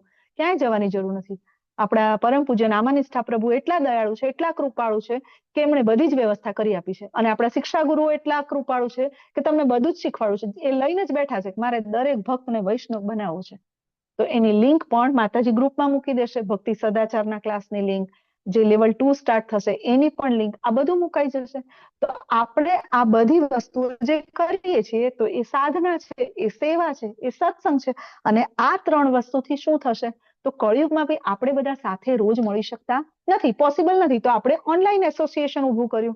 આપણે બધા ભક્તો રોજ સવારે મંગળા આરતીમાં આ માતાજી દેખાય ને, હરાપ્રિયા માતાજી, અનિતા માતાજી દેખાય, ધાર્મી માતાજી દેખાય, હિરલ માતાજી દેખાય, બધા આવે. અચ્છા, પછી જપામાં બધા આવે. અચ્છા, પછી ભાગવતમના ક્લાસમાં હોય. આખો દિવસ તમને પરિવાર જેવું જ ફીલ થાય. યાત્રામાં જાઓ ત્યારે પાછા બધા જોડે. તો આપણે જે આ સત્સંગ કરીએ છીએ, એ કોનો સત્સંગ કરીએ છીએ? પ્રભુપાદનો. કારણ કે આ બધા શબ્દો કોના છે? પ્રભુપાદના. અચ્છા, પ્રભુપાદે આ બધા શબ્દો છે કોને ઉદ્દેશીને લખ્યા છે? કોના માટે લખ્યા છે? કૃષ્ણ માટે. તો અલ્ટિમેટ આપણે સંગ કોનો કરી રહ્યા છીએ? અત્યારે જે 4 થી છે, આપણે કોનો સંગ કરીએ છીએ? ભગવાન શ્રી કૃષ્ણનો. હવે વિચાર કરો. હરે કૃષ્ણ. હા, કોઈ બોલે છે? અચ્છા, ગીતા માતાજી, તમારો હેન્ડ રેઝ છે, કઈ પ્રોબ્લેમ છે માતાજી? હરે કૃષ્ણ માતાજી, દંડવત પ્રણામ. પ્રશ્ન Yes, છે માતાજી. મને, પ્રોબ્લેમ કઈ નથી માતાજી, આપણે માતાજી. પ્રશ્ન આટલું લેક્ચર છેલ્લે લઈએ તો ચાલશે માતાજી? આ ભલે ચાલશે માતાજી. થેન્ક યુ માતાજી. હરે તો આપણે બધા કૃષ્ણનો સંગ કરીએ છીએ, પ્રભુપાદનો સંગ કરીએ છીએ, ભગવાનના પરમ ભક્ત, પાર્ષદ, વૈષ્ણવોનો આપણે બધા સાથે મળીને. તો વિચારો કે જે વ્યક્તિ ભગવાન કૃષ્ણનો સંગ કરે, ભગવાનના પરમ ભક્ત, પાર્ષદ એવા પ્રભુપાદ જેવા આચાર્યનો સંગ કરે, આપણા બધા જેવા જ ભક્તો જે ભગવાનની ચર્ચા માટે હંમેશા લલાયિત હોય, એમનો સંગ કરે, તો તમે વિચારો કે આ સંઘ પછી આપણે ભગવત ધામ ના જઈ શકીએ? ના જઈ શકીએ. કોઈ શંકા છે? જો આપણે આ સંઘ હંમેશા પકડી રાખીએ અને આપણી અંદર આ સાધના, સેવા અને સાધુ સંઘ, સત્સંગ આનો ગુણ વિકસાવીએ તો આપણે ભગવત ધામની ટિકિટ આપણને શું લાગે છે, કન્ફર્મ નહીં થઈ જાય? થઈ જશે. કારણ કે શ્રી કૃષ્ણનું નામ, શ્રી કૃષ્ણનું ધામ અને શ્રી કૃષ્ણના બોલાયેલા શબ્દો, આમાં કોઈ ફરક નથી. સ્વયં શ્રી કૃષ્ણ જ છે. એટલા માટે ભગવાન એમના પાર્ષદોને, વૈષ્ણવોને આપણી સાથે મોકલે છે અને એમનો સંગ કરવાથી ઓટોમેટિક આપણી અંદર આ દેવી ગુણો પ્રગટ થાય છે. અહીં ઘણા બધા એવા લોકો છે કે જેમણે ભગવદ્ ગીતાના ક્લાસ જોઈન કર્યા, એમણે જ્યારથી આ લેવલ 1, લેવલ 2 કર્યું, તેમના જીવનમાં બદલાવ આવ્યા છે ને. તમે હેન્ડરેસ કરો ને ચેટ બોક્સમાં લખો કે તમારામાં કયા કયા બદલાવ આવ્યા. કે ભાઈ પહેલા હું ચા પીતી હતી, હવે મારી ચા છૂટી ગઈ. પહેલા હું ખૂબ ગુસ્સો કરતી હતી, હવે મારો ગુસ્સો છૂટી ગયો. આપણે આની ચર્ચા ક્લાસ પૂરો થાય ને એટલે આપણે બધા કરીએ કે કોને કહ્યું. તમે ચેટ બોક્સમાં લખી દો અત્યારે, મને ખૂબ આનંદ થશે જ્યારે હું વાંચીશ ને. અને સૌથી વધારે કૃષ્ણને આનંદ થશે કે અરે વાહ, મારા ભક્તો દૈવી ગુણો વિકસાવવા લાગ્યા છે. અને ના હોય તો તમારી નોટબુકમાં લખીને રાખો, ક્લાસ પતે ને ત્યારે આપણે આની ચર્ચા કરી. તો આ બધા અનુભવો, કોઈના મોબાઈલની રીલ્સ ટાઈમ ઓછો થઈ ગયો, કોઈના ટીવી જોવાનો ટાઈમ ઓછો થઈ ગયો, ઘણાને બાળકો પર ગુસ્સો કરવાનો ઓછો થઈ ગયો, ઘણા આખો દિવસ ફ્રસ્ટ્રેશનમાં રહેતા હતા એ જતું રહ્યું, ઘણાના વ્યસન છૂટી ગયા. ઘણાને બીડીનું વ્યસન હતું, કંઈક આલ્કોહોલનું વ્યસન હતું, ઘણાને ચાનું વ્યસન હતું. આ બધું છૂટી ગયું છે. અર્થાત આ બધું પ્રેક્ટિકલી એપ્લાય થાય છે. આ પ્રેક્ટિકલી આ બધી વસ્તુ સાધના, સેવા અને સાધુ સંગ, સત્સંગ, આ ત્રણેય વસ્તુથી આ ગુણો વિકસે છે. આગળ ભગવાન બીજો શું છે? આત્મશુદ્ધિ. આત્મશુદ્ધિ એટલે શું? માતાજી એવું કઈક વોશિંગ મશીન હોય તો આપો ને કે જેમાં આત્મા શુદ્ધ થઈ જાય. એવો કોઈ પાવડર મળતો હોય તો કહી દો તો લાવી દઈએ. ઘસી ઘસીને દૂધ જેસી સફેદી લાવી દઈએ. એવું કંઈક મળે છે બજારમાં ચેતનાની શુદ્ધિ કરવામાં. આત્મશુદ્ધિ એટલે ચેતના શુદ્ધિ, ચેતનાનું પવિત્રીકરણ અને આત્માનું પવિત્રીકરણ. કેવી રીતે થશે? કેવી રીતે આપણે એને કરી શકીશું? તો ભાઈ વૈધિ સાધના વડે. ભગવાને કીધું તું ને અનન્ય ભક્તિ કર. અચ્છા નથી થતી, એક સ્ટેપ હજી નીચે ઉતરું, વૈધિ સાધના કર. નીતિ નિયમો, શાસ્ત્રોમાં બતાવવામાં આવેલા નીતિ નિયમો જે અત્યારે ઇસ્કોનના ભક્તો કરે છે. સવારે બ્રહ્મ મુહૂર્તમાં ઉઠી જવું, મંગળા આરતી કરવી, જપા સેશનમાં ભાગ લેવો, ભાગવતમ ભગવદ્ ગીતાના ક્લાસ અટેન્ડ કરવા, ક્વિઝ અટેન્ડ કરવી, ક્વિઝ સબમિટ કરવી, પછી પાછું L2 લેવલ 2 માં જોડાવું. આ બધું જે છે એ નીતિ નિયમો છે. તો આપણે જો આ વસ્તુ ભૌતિક વસ્તુ માટે આપણે કરી શકતા હોઈએ તો આપણી આધ્યાત્મિક પ્રગતિ માટે ભગવદ્ ગીતામાં, ભગવત ધામમાં જવા માટે ભગવદ્ ગીતામાં બતાવેલા નીતિ નિયમોનું પાલન ન કરી શકીએ? આપણે કરવું જોઈએ ને. ડોક્ટર બનાવવા માટે આખું જીવન બાળક પોતાના જીવનના 15 વર્ષ, 20 વર્ષ, 30 વર્ષ આપી દે છે. તો આપણે આપણા જીવનના થોડાક વર્ષો ના આપી શકીએ ભગવત ધામ જવા માટે? આપણે કરવું જોઈએ. તો ધીમે ધીમે આમ કરવાથી ચેતો દર્પણ થાય છે, આત્મશુદ્ધિ થાય છે, ચેતના શુદ્ધ થાય છે, પવિત્રીકરણ થશે. બરાબર. પ્રભુપાદ ફોરેનમાં હિપીઝ લોકો જે મલેચ્છ હતા, માંસાહાર કરતા હતા, વ્યસન કરતા હતા, જુગાર રમતા હતા, વ્યભિચાર કરતા હતા, જેમના બાપ દાદાઓમાં 7 પેઢીમાં કોઈએ કૃષ્ણનું નામ સાંભળ્યું નહોતું, છતાં એ કૃષ્ણ ભક્ત બન્યા. તો આપણે તો આપણી 7 પેઢી ભગવાન રામ અને કૃષ્ણના ભક્તો રહ્યા છે. કૃષ્ણની જન્મભૂમિ પર આપણો જન્મ થયો છે. થયો છે કે નથી થયો? આપણે બધા ભારત ભૂમિમાં જન્મ લીધો ને. કૃષ્ણની જન્મભૂમિ છે ને એમાં ગુજરાત, દ્વારિકા જ્યાં આવેલી છે ત્યાં આપણે છીએ. વિચાર કરો, જો આવા મલેચ્છ લોકો, હિપીઝ લોકો થાય, આપણે ઋષિ મુનિઓના સંતાન છીએ, તો શું આપણું ચેતો દર્પણ નહીં થાય? થશે. ધીમે ધીમે થશે, સમય લાગશે પણ થશે ચોક્કસ. નમનિષ્ઠા પ્રભુ પરમ પૂજ્ય નમનિષ્ઠા પ્રભુજી હંમેશા કહે છે purity is the energy, purity is the force. શક્તિ છે. પવિત્રીકરણ શું છે? શક્તિ છે. મેં કીધું ને, ભગવાનના ભક્તો તમે જો બ્રહ્મચારી જે સંન્યાસી હોય છે, સવારથી બુક ડિસ્ટ્રીબ્યુશનમાં નીકળી જાય, સવારથી પ્રચારમાં નીકળી જાય અને સાંજે પાછા જયારે ગૌરા આરતી થતી હોય ને ત્યારે કૂદી કૂદીને કીર્તન કરે. થાકની તો એક રેખા ના હોય એમના મોઢા પર. આપણે જયારે હમણાં હરાપ્રિયા માતાજી કીધું, જાણે બધું ભૂલાઈ જાય, બધું જ ભૂલાઈ જઈએ. સવારથી સાંજ સુધી સેવામાં હોય, માતાજી, પ્રભુજી બધા. કિચનની સેવા, ઘરની સેવા, વાસણ ઘસવાના છે, ભક્તોના વૈષ્ણવોના કામ કરવાના છે, ચપ્પલની સેવા, કઈ ક્લિનિંગની સેવા, મંદિર સફાઈ કરવાની છે, બધી. કોઈ સેવા માટે ના જ ના હોય. અને તોય ક્યારે જરાય માતાજીને રાત્રે 2 વાગે પૂછે ને કે માતાજી પેલા આપણે ડ્રામા કરવાનો છે નંદ મહોત્સવમાં, એની પ્રેક્ટિસ કરવાની છે, ચાલો ચાલો ચાલો ચાલો, રેડી રેડી. થાક તો હોય જ નહીં. અને ઘરમાં 2 દિવસનો પ્રસંગ લીધો હોય ને તો કેડ, પગ, હાથ, માથું બધું જતું રહે. કેમ? કારણ કે ભગવાનની સેવા છે. Purity is the force.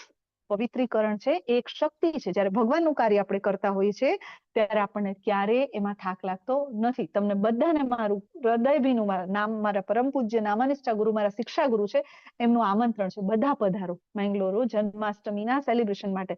આપણા વૈષ્ણવો માટે સૌથી મોટો ઉત્સવ કહેવાય કૃષ્ણ જન્મોત્સવ. એમાં પધારો.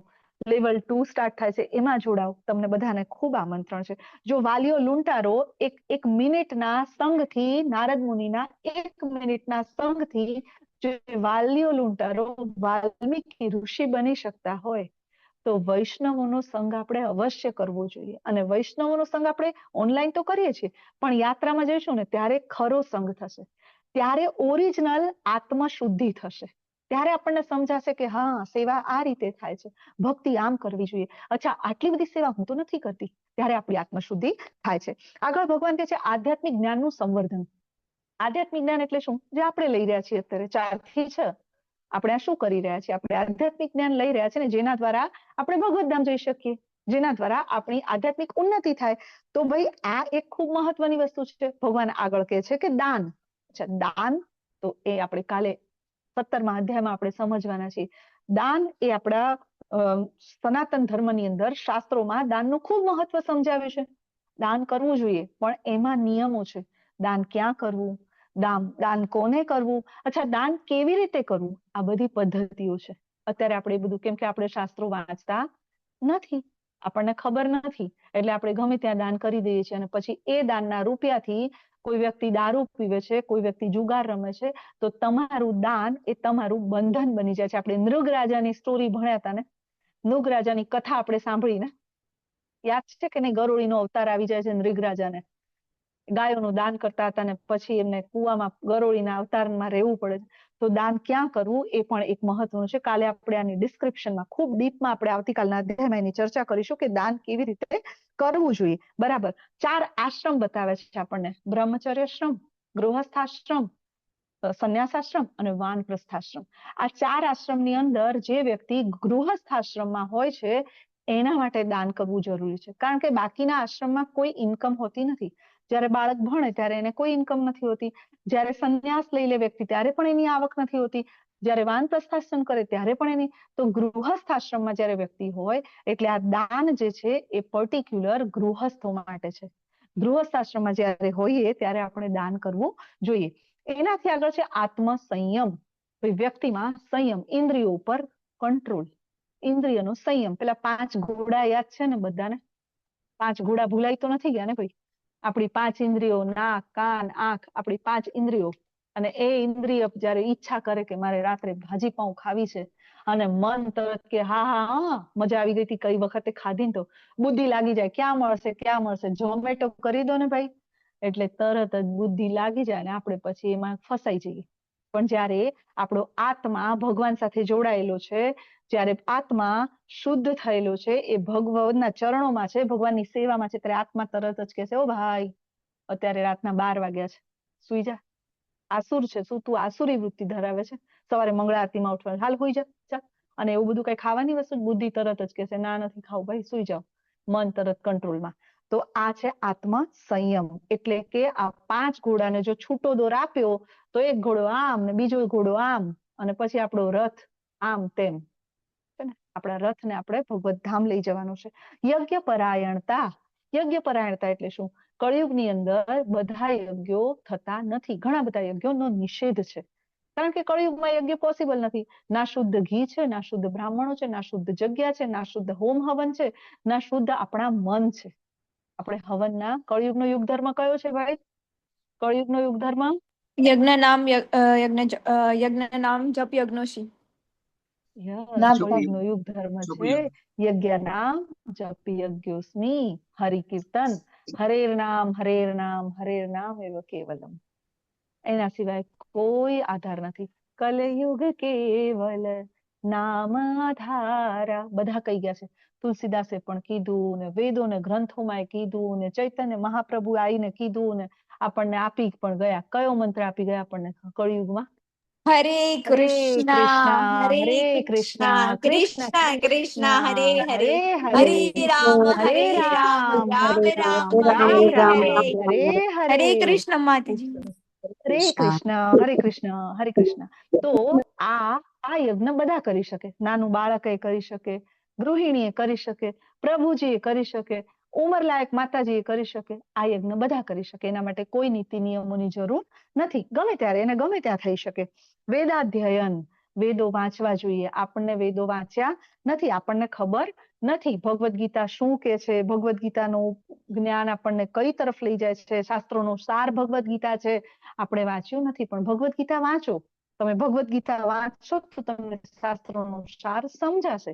શાસ્ત્રો શું કહેવા માંગે છે એ તમે સમજી શકશો. એટલા માટે જ્યારે પણ તમે સમજો, અત્યારે કોઈ કે મને ભગવદ ગીતા વાંચું છું માતાજી, નથી સમજાતી, ડોન્ટ વરી, ફરી વાંચો. Don't worry. આપણે કોલેજમાં ગયા પહેલી વાર તો ત્યાં આગળ આપણને શું લેક્ચર સમજાઈ ગયા હતા. આપણે ગુજરાતી મીડિયમમાંથી ભણીને ગયા, ત્યાં જઈને ઇંગ્લિશમાં ફટ પ્રોફેસર બોલતા હતા, નતું સમજાતું ને. પછી સમજાવવા લાગ્યું ને. પહેલા જયારે મેં તમારી જેમ મેં પણ લેવલ 1 જોઈન કર્યું ને, પ્રભુજી ને માતાજી બધું બોલે તો મને એમ થાય કે આ લોકોને કેટલું બધું જ્ઞાન છે, કેવી રીતે આટલું બધું ખબર પડે. મારથી તો બધું ભૂલાઈ જાય છે. અને 1.5 વર્ષ, પોણા 2 વર્ષ થયા હું આજે તમારી સામે છું. તમે પણ કરી શકો છો. ટેકનોલોજીથી ડર લાગે, કેવી રીતે ક્લાસ લઈશ. જોયું તું ને, પહેલા ક્લાસમાં કેટલા બધા પ્રોબ્લેમ થતા હતા. માઇક જતું રહે ને, વિડીયો જતો રહે ને, બંધ થઈ જાય. થઈ ગયું. 1 વાર કરો, 2 વાર કરો, પ્રેક્ટિસ કરો, થઈ જશે. ભગવદ ગીતા 1 વાર વાંચો, 2 વાર વાંચો, L1 1 વાર અટેન્ડ કરો, લેવલ 1 લેવલ 2 થઈ જશે. સમજાશે, પણ સમજાઈ જશે ચોક્કસ. ધીમે ધીમે થશે પણ સમજાશે ચોક્કસ. એટલે સતત વાંચો. બરાબર. આપણે જયારે દીકરી સાસરે જાય કે આપણે જયારે પરણીને સાસરે આવ્યા, આપણને ખબર હતી સાસુના ઘરમાં આપણા સાસુમાં કેવી રીતે ઘર ચલાવે છે. ધીમે ધીમે શીખાઈ ગયું ને, આવડી ગયું ને. સવારે ઉઠવાનું, પહેલા બધા નાસ્તામાં આ લે છે, પછી આ લે છે. મમ્મીના ઘેર આપણે 9 વાગ્યા સુધી ઊંઘતા હતા. મમ્મી બિચારી ઘરમાં ઉઠીએ ને આપણને ચા નાસ્તો આપે. સાસરે જઈને આપણી દીકરી કે આપણે શીખી ગયા ને. બસ તો એ જ વસ્તુ આપણે અહીંયા કરવાની છે. ભગવાન આગળ કહે છે તપશ્ચર્યા. ખૂબ મહત્વનું છે તપ. કેવું તપ? મનનું તપ, વાણીનું તપ, કર્મનું તપ. તપ કોને કહેવાય? હિમાલયમાં જઈને એક પગ પર ઉભા રહીને ઓમ, એ તપની વાત છે ના. તપ કેવું કરવાનું છે? આપણા મનને સંયમમાં રાખવું. એકાદશીના ઉપવાસ કરો, સજલા કરો, નિર્જલા કરો. નથી થતી તો સજલા, નથી થતી તો સફલા. હે ને? નિર્જળા પાણી વગર કરો. પાણી વગર નથી થતું તો પાણી સાથે કરો. અચ્છા, પાણી સાથે નથી થતું તો સફલા, ફળફળાદી ખાઈને કરો. એ નથી થતું તો ભગવાન કે તું જલજલા કરી નાખ, બધું ખાઈ લે, બધું ખાઈ લે ભાઈ, પણ કર. પણ આપણા મનને સંયમિત રાખવું પડશે. મનને સંયમિત રાખવા માટે આપણે ઇન્દ્રિયોને સંયમિત કરીશું કે ભાઈ ઇન્દ્રિયોને ભગવાનના કામમાં લગાડો. ફૂલ ભગવાન નાક દ્વારા ભગવાનને તુલસી ચડાવેલા તુલસી પત્ર સૂંઘો. તમારી આંખોથી ભગવાનના રાધા ગોવિંદના સરસ મજાના શ્યામ સુંદરના દર્શન કરો. કાનથી શ્રીમદ ભગવદ ગીતા અને ભાગવતમનું શ્રવણમ કરો. તમારા જે મુખ છે એનાથી ભગવાનનો પ્રસાદ ગ્રહણ કરો. હરિનામ સંકીર્તન કરો. હાથ અને ત્વચાથી તમે ભગવાનની સેવા કરો. બધી ઇન્દ્રિયોને લગાડો. મન ઓટોમેટિક ભગવાનમાં લાગી જશે. કોઈ વ્યક્તિ કહે ને હું મેડિટેશન કરું ને મારું મન આમ એક જગ્યાએ ધ્યાનમાં લાગી જાય, ન લાગે ભાઈ. તું 2 કલાક મેડિટેશન કરીને આવ્યો ને એટલે તું ઊંઘીને ઉઠીને આવ્યો. એમને ઊંઘી જાય તોય ફ્રેશ થઈ જઈશ. આપણી ઇન્દ્રિયોને મન એટલા ચંચળ છે. મનને શેની સાથે સરખાવ્યું છે? માકડા સાથે. ઘડીકમાં આવીને ઘડીકમાં અહીં. એટલે મનને જયારે આપણે ભગવાનમાં લગાડીએ, બુદ્ધિને, ઇન્દ્રિયને, ત્યારે મનને આપણે એકાગ્ર કરી શકીએ છીએ. છેલ્લો ગુણ છે અહીંયા આ પહેલા શ્લોકનો આર્જવમ, દૈવી ગુણ. આર્જવમ એટલે શું છે ભાઈ? સરળતા. ભગવાનનો ભક્ત ખૂબ જ સરળ હોય. બોલવાનું અલગ, કરવાનું અલગ એવું ના હોય. ભગવાનનો ભક્ત છે ને ડુપ્લિસિટી ના કરે. એ જે વિચારે એ જ બોલે, એ જે બોલે એ જ કરે. બરાબર. તો આ ખૂબ મહત્વનો ગુણ છે. ભગવાનના ભક્તને ક્યારેય આવી ડુપ્લિસિટી, વર્ડ અને એક્શન એના અલગ અલગ હોતા નથી. એ બંને સમાન હોય છે. અહિંસા. ભગવાન કહે છે અહિંસા આગળનો ગુણ. તો ભાઈ અહિંસા એટલે શું? તો અહીંયા ભગવદ ગીતામાં કોઈ કહે ને કે ક્યાં લખ્યું છે માંસાહાર ન કરવો, એવું ભગવદ ગીતામાં ક્યાં લખ્યું છે? આ લખ્યું તો છે અહિંસા. કોઈ પણ જીવનો એની જે જીવન છે એના પ્રગતિશીલ જીવનને અટકાવવું એ હિંસા થઈ. તમે તમારા જીભના ચટાકા માટે કોઈ પણ મૂંગા પ્રાણીને મારો છો અને એને ખાવ છો, એનાથી મોટી હિંસા કઈ હોય?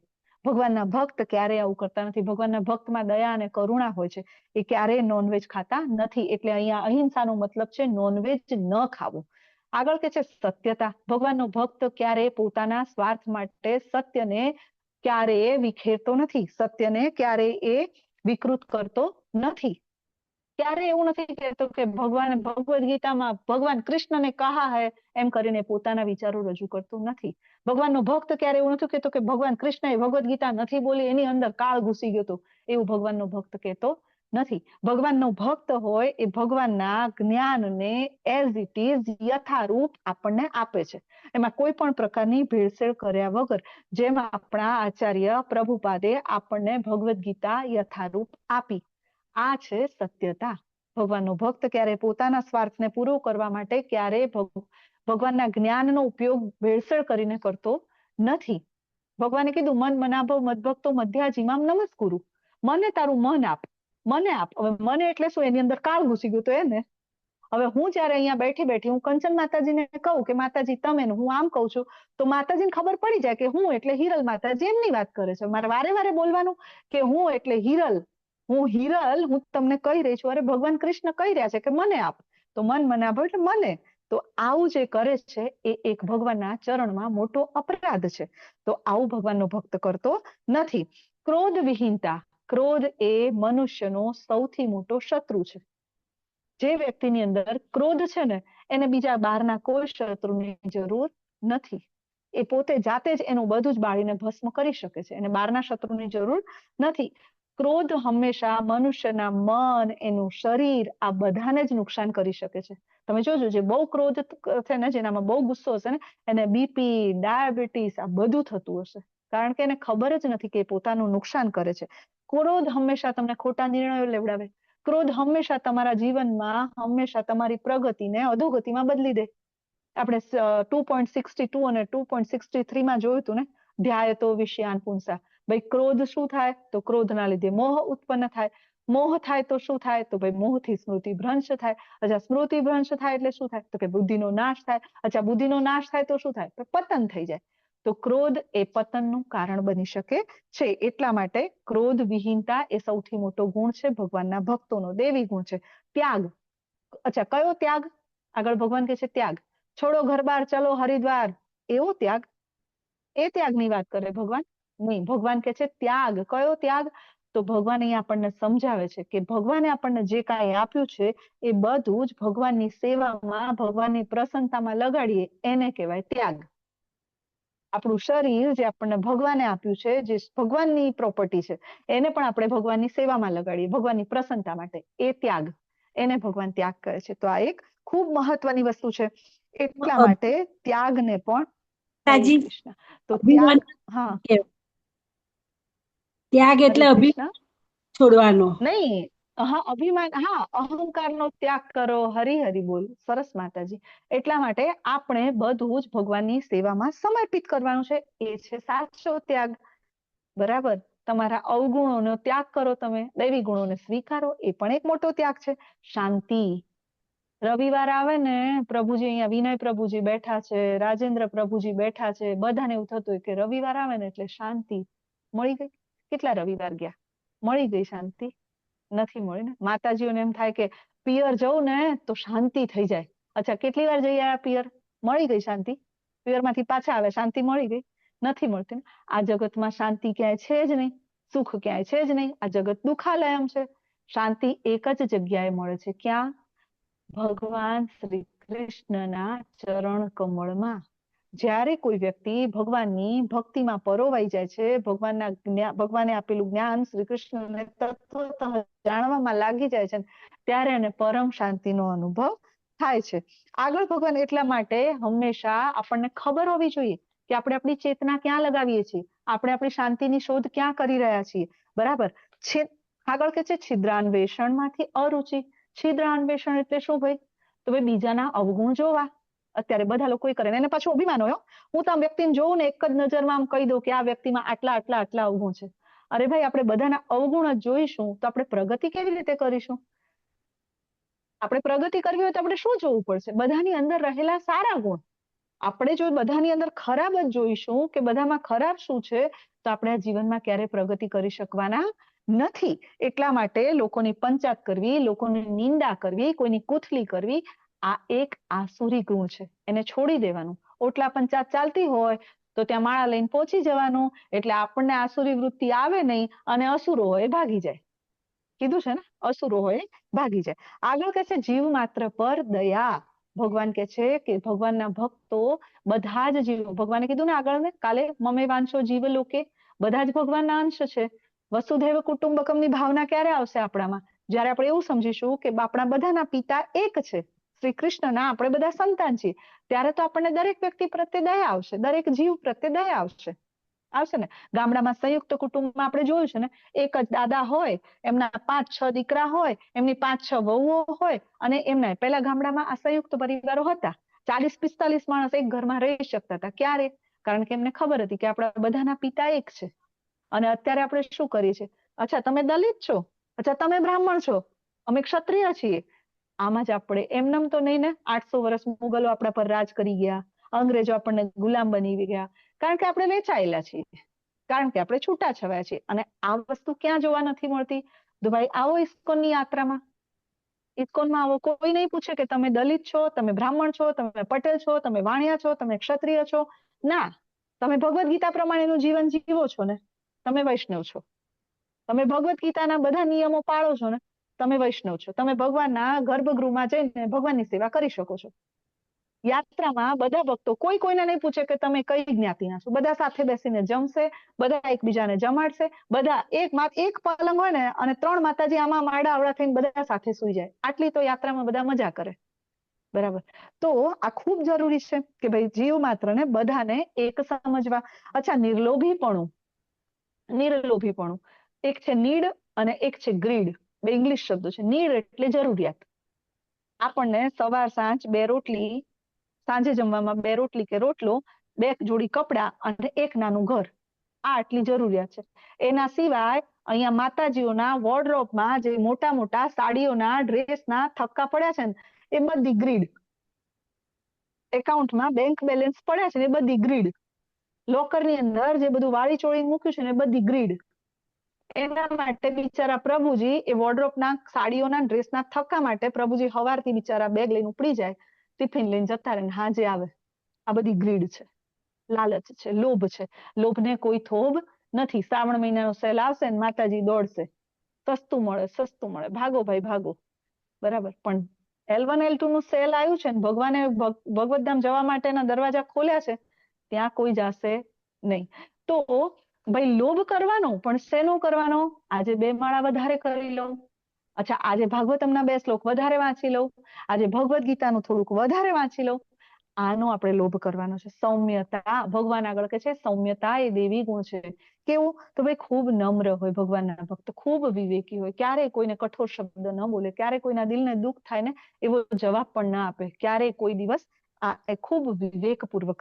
આગળ કે છે લજ્જા, જે અત્યારે મોટા ભાગે જોવા મળતી નથી. ટ્રેનમાં જાઓ, જાહેર જગ્યા પર જાઓ, તમને દેખાશે કે લજ્જા અને મર્યાદાને કોઈ લેવા દેવા નથી. કોઈ લેવા દેવા નથી. આપણને શરમ આવે, અમુક જાહેર સ્થળો એવા દ્રશ્યો આપણી સામે આવે, ક્યાંય લજ્જા જેવું રહ્યું નથી. લજ્જા ભક્તોનું આભૂષણ છે. લજ્જા હોય, તૂટેલા ફાટેલા કપડા પહેરવા, અંગ પ્રદર્શન કરવું, આને અત્યારે ગૌરવાન્વિત સમજવામાં આવે છે. કેમ? કારણ કે આપણે ફોલો કોને કરી રહ્યા છીએ? આપણા રોલ મોડેલ કોણ છે? હોલીવુડ અને બોલીવુડના જે કહેવાતા મહાનુભાવો, આપણે એને ફોલો કરી રહ્યા છીએ, અને એટલા માટે આપણે એમને કોપી કરી રહ્યા છીએ. અને એટલે લજ્જા અને મર્યાદાને આપણે નેવે મૂકી દીધી છે.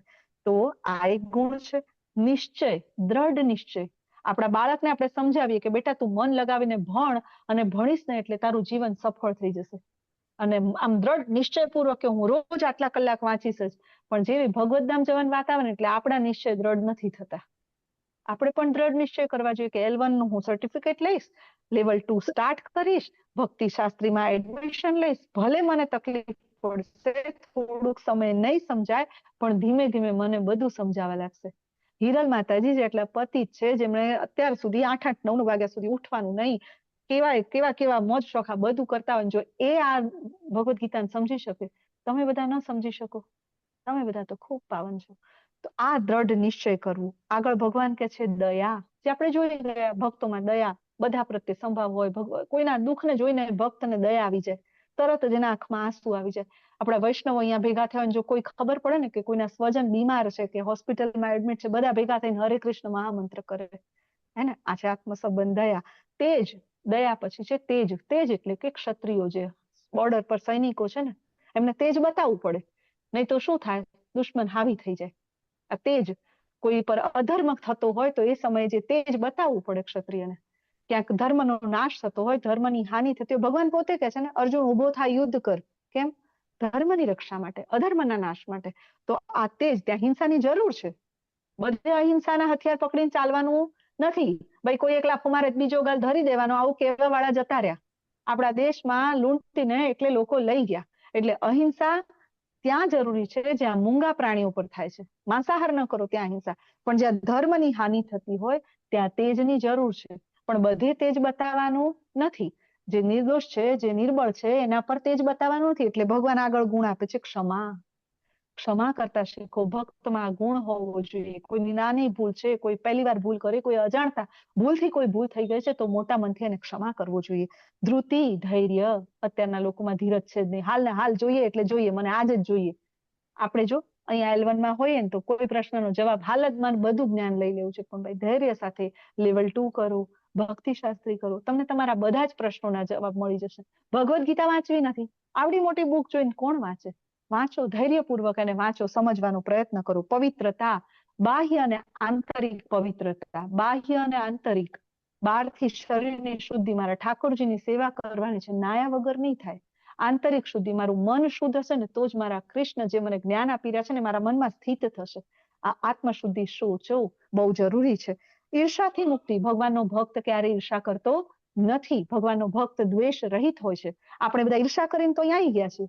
હવે ભક્ત બને ને ખબર પડી જાય કે મારે ઈર્ષા નથી કરવાની. બધા જ ભગવાનના બાળકો છે. ભગવાનનો ભક્ત ન તો ભગવાનની ઈર્ષા કરે છે, ન તો ભગવાનના અંશ જે છે બધા જીવો કોઈની ઈર્ષા કરતો નથી. માનની ઈચ્છાથી મુક્ત થવું બહુ મહત્વની વસ્તુ છે. નાના કે મોટા, અત્યારે બધા જ લોકોને માનની ઈચ્છા છે. મને કેમ ના કીધું? મન તો જણાયું જ નહીં તમે. આ માનની ઈચ્છા. સંતો કે ને, મોટા મોટા સંતો જે મહંત બની ગયા હોય ને એ લોકો ઘણી વાર કે આખે આખો હાથી નીકળી ગયો, આખે આખો હાથી નીકળી ગયો, પૂંછડું ભરાઈ ગયું. કેવી રીતે? તો કે ભાઈ ઘર છોડ્યું, બાર છોડ્યું, પત્ની છોડી, બાળકો છોડ્યા, ધંધો છોડ્યો, મિત્રો છોડી, સંન્યાસ લઈ લીધો. પણ તોય મનમાં એક કામના રહી ગઈ. કઈ? કે ભાઈ મને જાહેરમાં હાર તો પહેરાવો, મને પેલી મોટી ગાડીમાં, ફોર્ચ્યુનરમાં, મોટી પેલી સનરૂફ વાળી ગાડીમાં ઉભો રહું અને આમ જાઉં ને મારી આજુબાજુ 4-5 બોડીગાર્ડ હોય અને મોટો જન સમુદાય બધા મને આમ હાથ જોડીને પગે લાગતા હોય, મારા પર ફૂલની વર્ષા થતી હોય, મોટા મોટા બેનરો લાગ્યા હોય મારી કથાના, એમાં કૃષ્ણ કરતા મારો ફોટો મોટો હોય. આ શું છે? આ માનની તો ઈચ્છા. જેને કૃષ્ણનું જ્ઞાન આપવું છે એને ક્યાં આ બધું કરવાની જરૂર છે? એને ક્યાં આ કરવાની જરૂર છે? એને બેનરો લગાવવાની જરૂર છે શું? એને ફોર્ચ્યુનર ગાડીમાં ઉભા રહીને આ બધું સમુદાય ભેગું કરવાની જરૂર છે? કૃષ્ણ વિશે તમે જ્ઞાન આપી રહ્યા છો. તો આ છે માનની આશા. એટલે એના લીધે આપણે સવારે ગાઈએ છીએ ને, આપણે સવારે ચેતોદર્પણ જયારે આપણે શિક્ષાષ્ટકમ ગાય છે ને, અમાની ના માન દેન કીર્તનીય સદાહરી. એટલે કે ભગવાનનો ભક્ત ક્યારે માનની ઈચ્છા કરતો નથી અને બધાને જ માન આપે છે, પોતે માનની ઈચ્છા કરતો નથી. બરાબર. તો અત્યારે આપણે જોઈએ છે, ભૌતિક જીવનમાં જોઈએ છે, લગ્ન હોય ને કોઈના ઘરે 10 વાર તો મનાવા જવું પડે કોકને. એમાં એક બે દરેક ઘરમાં એકાદ ફુવા ને એકાદ જમાઈ તો હોય જ. અમને માન આપ્યું નથી, અમને બોલાયા નથી. આ મોઢું ચડાઈને એક ખૂણો તો સ્પેશિયલ બનાવવો પડે ફુવાઓ માટે ને જમાઈઓ માટે. અમને માન. અલે ભાઈ તને શેનું માન? તે હું મોટી તોપ ફોડી નાખી?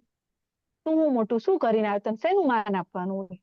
શેના માટે? એક તો બિચારો લગ્ન પ્રસંગ કરે, આટલું બધી લોકોને જમણવાર કરે અને પાછો તું એમ કે મને કેમ માન ના આપ્યું, મને કેમ ના બોલાય? શેના માટે? શેનું માન? એવું કઈક કામ તો કર, કોઈક ઉદ્ધાર તો કર, તો તને માન આપીએ, ભાઈ હાર પહેરાઈએ. પણ એવું કઈ કરવું નથી. પણ આવા 2-4 ફુવા દરેક ઘરમાં જોવા મળી જાય છે. તો આ બધા હતા દેવી ગુણો. હવે આવે છે આપણા ગુણોની વાત. આ તો દેવી ગુણો, એની સાથે આપણને કઈ બહુ લેવા દેવા હતી નહીં. હવે આપણું ચાલુ થાય છે આપણો સબ્જેક્ટ. હવે આપણા ગુણોની વાત ચાલુ થાય છે. ભાઈ કેમ? કારણ કે આપણે બધા આસુરી ગુણો લઈને આવ્યા છે કે નહીં? સાચું કેજો, મન ખોલીને કેજો, હા કે ના? આમાં કેટલા એવા છે જેમ કે ના હો ભાઈ આપણે તો પૂરેપૂરા દેવી ગુણો સાથે, તો તું અહીંયા આવ્યો જ ના હોત ભાઈ. જો તું પૂરેપૂરો દેવી ગુણ લઈને આવ્યો તો તારે અહીંયા આવવાની જરૂર જ નથી. પણ એ આસુરી ગુણો છે એટલા માટે તો આપણને આ વોશિંગ મશીનમાં નાખ્યા છે ભગવાને. બરાબર ફરો ફરો ફરો ફરો, ચોખ્ખા થાવ, આત્મશુદ્ધિ કરો. બરાબર. તો દેવી ગુણો ભગવાન અહીંયા 2 જ પ્રકાર આપે છે, એક દેવી અને એક આસુરી. ભગવાન નથી કહેતા હિન્દુ, મુસ્લિમ, જાડો, પાતળો, કાળો, ધોળો, સ્ત્રી, પુરુષ. ભગવાન આવું કઈ નથી કહેતા. ભગવાન એટલું જ કહે છે દેવી છો કે આસુરી. ભગવાન આપણને 2 જ દ્રષ્ટિથી સરખાવે છે, 2 જ પ્રકાર. તો આ દેવી અને આસુરી આ 2 કેટેગરી છે ભગવાને. હવે આપણે એ શીખવાનું છે કે આસુર એટલે શું? આમ પેલા માથે શિંગડા હોય, આમ 2 દાંત બહાર આવી ગયા હોય, 2-4 માથા હોય, એને અસુર કહેવાય? ના, તમારી બાજુમાં જ બેઠો છે, ટીપ ટોપ, ટાઈ, શૂટ, બૂટ, મસ્ત વેગન મોટી ગાડી હોય, મર્સિડીઝ કે BMW જેવી ગાડી લઈને ફરતો હોય ને આમ લાગે એકદમ વ્યવસ્થિત, પણ એના ગુણ, એના કર્મ, એનો સ્વભાવ, એનો વ્યવહાર, એનું વર્તન આસુરી હોય.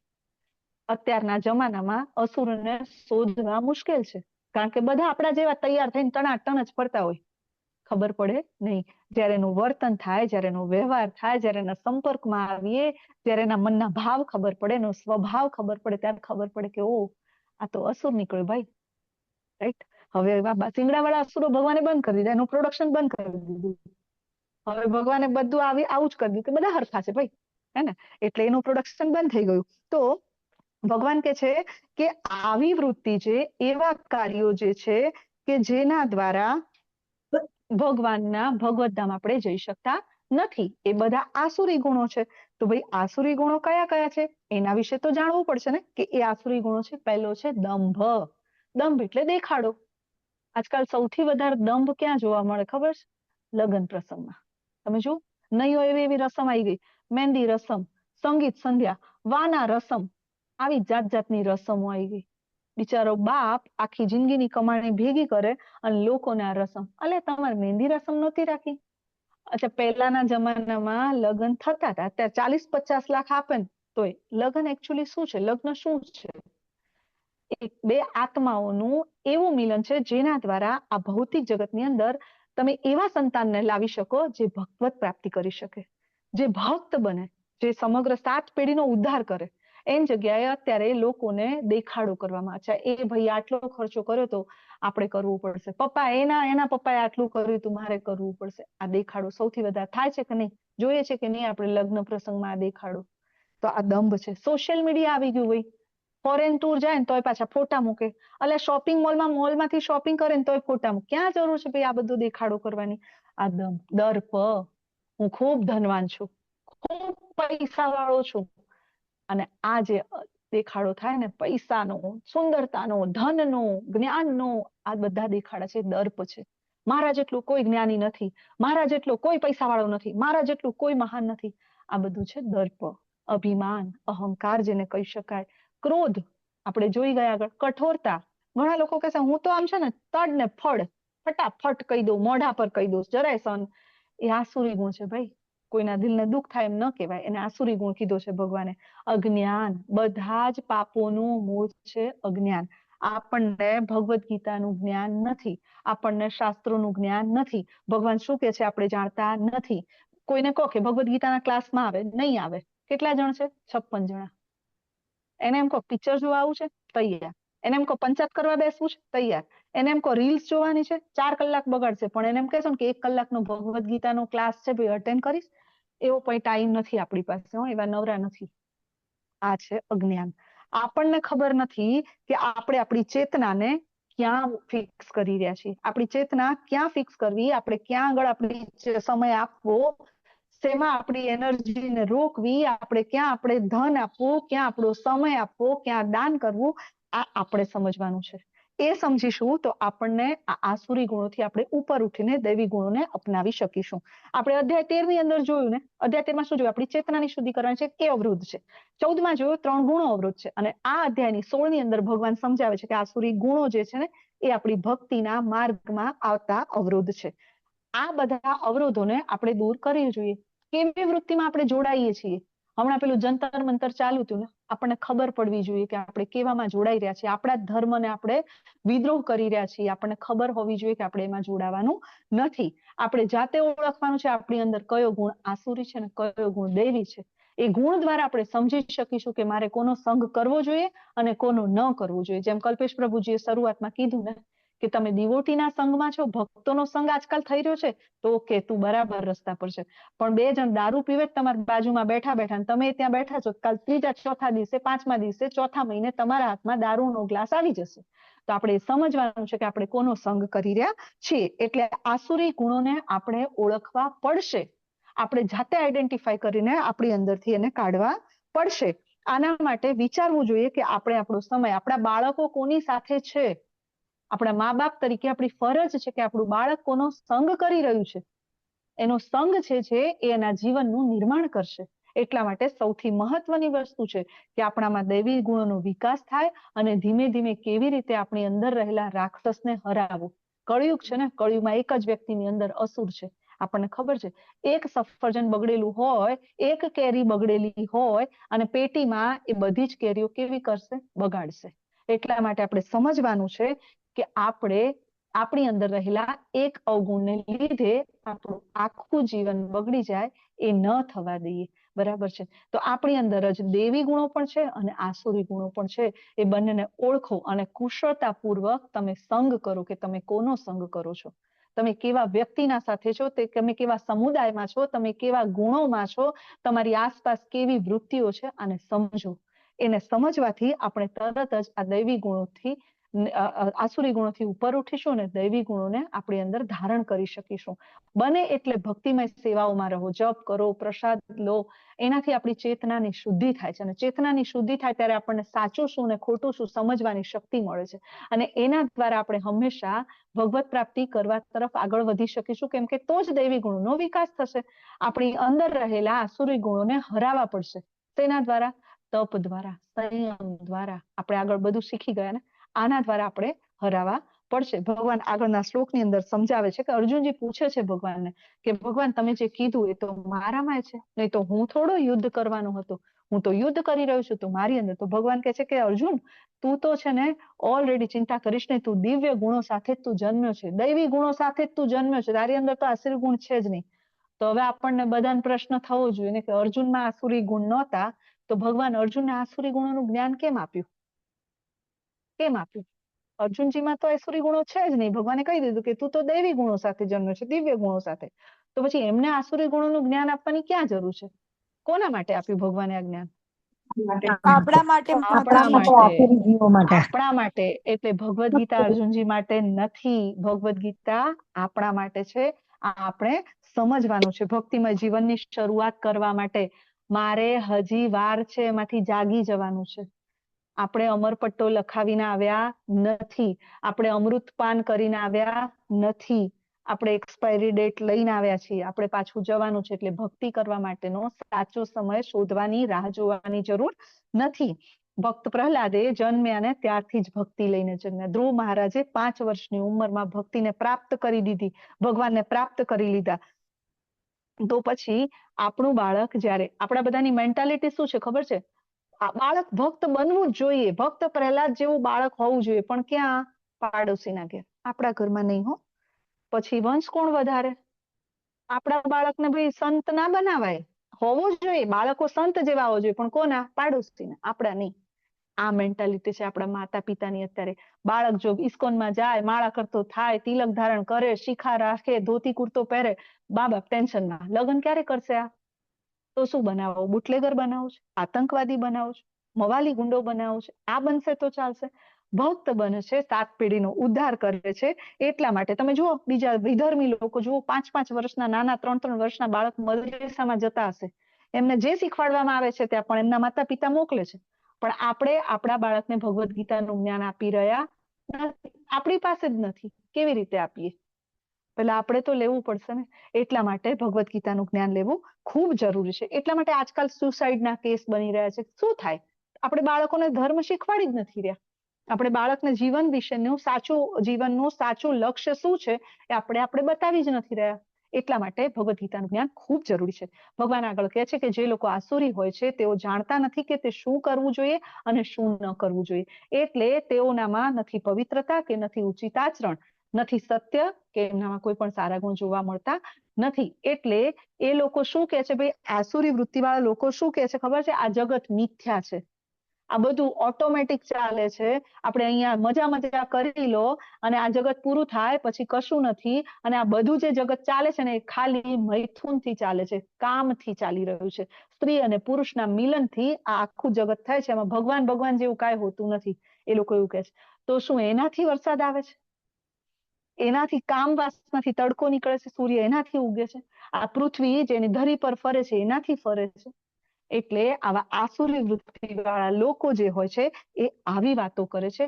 એવા ગુણને આપણે ઓળખીને એવા સંગને આપણે દૂર કરી દેવા જોઈએ. ભગવાન કહે છે કે આવા જે લોકો હોય ને એ આત્મજ્ઞાનથી વિમુખ હોય છે, ભગવાનથી વિમુખ હોય છે. અને આવા લોકો હંમેશા ભયાવહ ખતરનાક કાર્યો સાથે જોડાયેલા હોય છે. ટેરરિસ્ટ એક્ટિવિટી જોઈ લો, એમને ખબર નથી કે આપણા જ પગમાં ઈમ પડશે. કોરોના વાયરસ શોધ્યો જોઈ લો, એમને ખબર નથી કે આ હું જે શોધી રહ્યો છું લોકોનો નાશ કરવા માટે, કારણ કે આસુરી વૃત્તિ છે. અને સ્વાર્થમાં એટલા આંધળા થઈ જાય કે ધીમે ધીમે એને એ ખબર નથી પડતી કે હું વિનાશ તરફ જઈ રહ્યો છું. આખી દુનિયાનો વિનાશ કરવા માટે લાગી જાય આવા લોકો. આસુરી વૃત્તિમાં વધારો થતા થતા છેલ્લે એટલી હદે આવી જાય. આ બધું શું છે? આસુરી વૃત્તિ તો છે. એમને ખબર નથી કે એક વાર તમારા દેશમાં ફાટી નીકળશે તો શું કરશો? આ આસુરી વૃત્તિ નથી તો શું જોઈએ છે આપણી આજુબાજુ? અત્યારે એનાથી મોટી એક બીમારી આવી ગઈ છે, ખબર તમને બધાને? AI, artificial intelligence. તમારો એક ફોટો તમે અપલોડ કરો છો અને એ ફોટા સાથે એઆઈ શું ના કરી શકે આપણે એટલું જાણતા નથી. જે આપણે મૂકી દે ને એટ એરપોર્ટ, અચ્છા અહીંયા તમે તમારા બાળકોના જે ફોટા અપલોડ કરો ફેસબુક પર, ઇન્સ્ટાગ્રામ પર, શું કરીએ એનો કેટલો મિસયુઝ થાય છે આપણે જાણતા નથી. એને અંદર કેવી અંદર એડ કરીને એના કેવા વિડીયો બની જાય છે અને કેવા વિડીયો વાયરલ થાય છે આપણે સમજી શકતા નથી. અંતે સુસાઇડ જેવા કાર્યો કરવાનો વારો આવી જાય છે. એટલા માટે દંભ અને દેખાડો એ તમારી કઈ છેલ્લે તમારો અંત ક્યાં લઈ જશે એની આપણને કલ્પના પણ નથી. ભગવાન કહે છે, હે કુંતી પુત્ર, આવા મનુષ્ય આસુરીઓનીમાં વારંવાર જન્મ ગ્રહણ કરે છે અને મારા સુધી પહોંચી શકતા નથી. ક્રમશઃ અત્યંત અધમ જીવની ગતિને પામે છે, જીવનની અધમ ગતિ. આવા જે લોકો હોય છે ને, જે ટેરરિસ્ટ જોઈએ કે આવા આતંકવાદીઓ કે આવા ઘૃણિત કાર્યો કરવા વાળા લોકો ભગવાનને ક્યારે પામી શકતા નથી. અને ધીમે ધીમે એટલી અધમ ભૂત યોની, પ્રેત યોની, નીચે પાતાળ લોકમાં જઈને આવી યોનીઓમાં એમના જન્મ થાય છે. એટલે ભગવાન કહે છે કે નરકના 3 દ્વારથી બચવું જોઈએ. કયા? તો કે છે કામ, ક્રોધ અને લોભ. આ 3 નરકના દ્વાર છે. કોઈ પણ વસ્તુની આસુરી ગુણોની શરૂઆત અહીંયાથી થાય છે. એટલે શાણો મનુષ્ય જે છે ને એનો ત્યાગ કરે છે અને તેમાંથી આવા ગુણનો ત્યાગ કરવો જોઈએ. કેમ? નહીં તો શું થાય છે? આત્માનું પતન થાય છે. ભગવાન કે છે જયારે સતયુગ હતો ને ત્યારે આવા જો તમે જુઓ આ બધા જ ગુણો કોનામાં હતા? આસુરી ગુણો દુર્યોધનમાં હતા, કૌરવોમાં હતા. દ્રૌપદી તરફ કામ વાસના આવી. અચ્છા, પોતાના જ ભાઈઓ પ્રત્યે ગુસ્સો, ક્રોધ, કામ, ક્રોધ, લોભ. હસ્તિનાપુરનું રાજ્ય પચાવી લઈએ, ઇન્દ્રપ્રસ્થ પણ પચાવી લઈએ. એટલે અંતે દુર્યોધનનું પતન નિશ્ચિત થઈ ગયું. તમે કોઈ પણ જોઈ લો, જયારે સતયુગ હતો ને ત્યારે બંને આસુરી અને દૈવી ગુણો અલગ અલગ ગ્રહો પર હતા. તમે જો વારાહદેવ અને હિરણાક્ષ, ત્યારે વારાહ તરીકે ભગવાન વારાહદેવ તરીકે પ્રગટ થયા ને અને હિરણ્યાક્ષનો વધ કર્યો, અલગ અલગ ગ્રહો પર હતા. ત્રેતાયુગ આવ્યો ત્યારે બંને અલગ અલગ દેશમાં હતા. રાવણ લંકામાં હતો ને રામ ભારતમાં અયોધ્યામાં હતા. દ્વાપર યુગની અંદર એક જ પરિવારમાં ભેગા થઈ ગયા, અસુરો અને દેવો.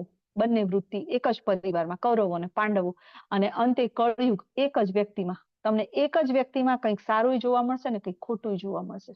ઘડીકમાં એ વ્યક્તિ તમને ભક્ત લાગશે અને ઘડીકમાં અસુર લાગશે. એક જ વ્યક્તિની અંદર આ બે વસ્તુ જોવા મળે છે. એટલા માટે આપણે આ વસ્તુને ઓળખવાની છે. આ દેવી અને આસુરી ગુણોને આપણે આઈડેન્ટિફાઈ કરવાના છે. બરાબર? આત્મ સાક્ષાત્કાર છેલ્લે ભગવાન શું કહે છે કે તમે ઓળખો. શું કરો? તમારી અંદરના અસુરને ઓળખો, એનો વધ કરો.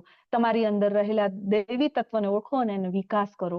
બરાબર? આ બધું જ આપણે જોઈએ છીએ ને અત્યારે એક જ કુટુંબની અંદર. આ જે દ્વાપર યુગની અંદર, અત્યારે કળયુગની અંદર આપણે જોઈએ છીએ ને આ બધું થાય છે. કામ, ક્રોધ, લોભ, મોહ, ઈર્ષા, મદ, મત્સર, આ બધું જ થાય છે. એટલે આ દરેક વસ્તુ આપણે સમજવાની છે ને. ભગવાન કહે છે, હે કુંતી પુત્ર, આ નરકના 3 દ્વારથી બચી ગયેલો હોય છે તે આત્મ સાક્ષાત્કાર માટે કલ્યાણકારી કાર્ય કરે છે અને પછી ક્રમશઃ પરમ ગતિને પ્રાપ્ત કરે છે.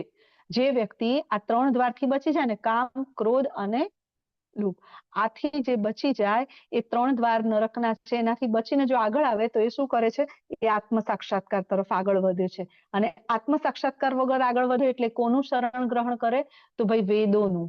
અહીંયા લખ્યું છે ને, જુઓ, વેદો, ભગવાનનું શરણ ગ્રહણ કરે, નહીં કે ગૂગલનું. ગૂગલ તમને અત્યારની દિશા બતાવી શકે છે, પણ વેદો અને શાસ્ત્રો જે છે આપણને જીવનની સાચી ભગવત ધામ તરફ જવાની દિશા બતાવી શકે છે.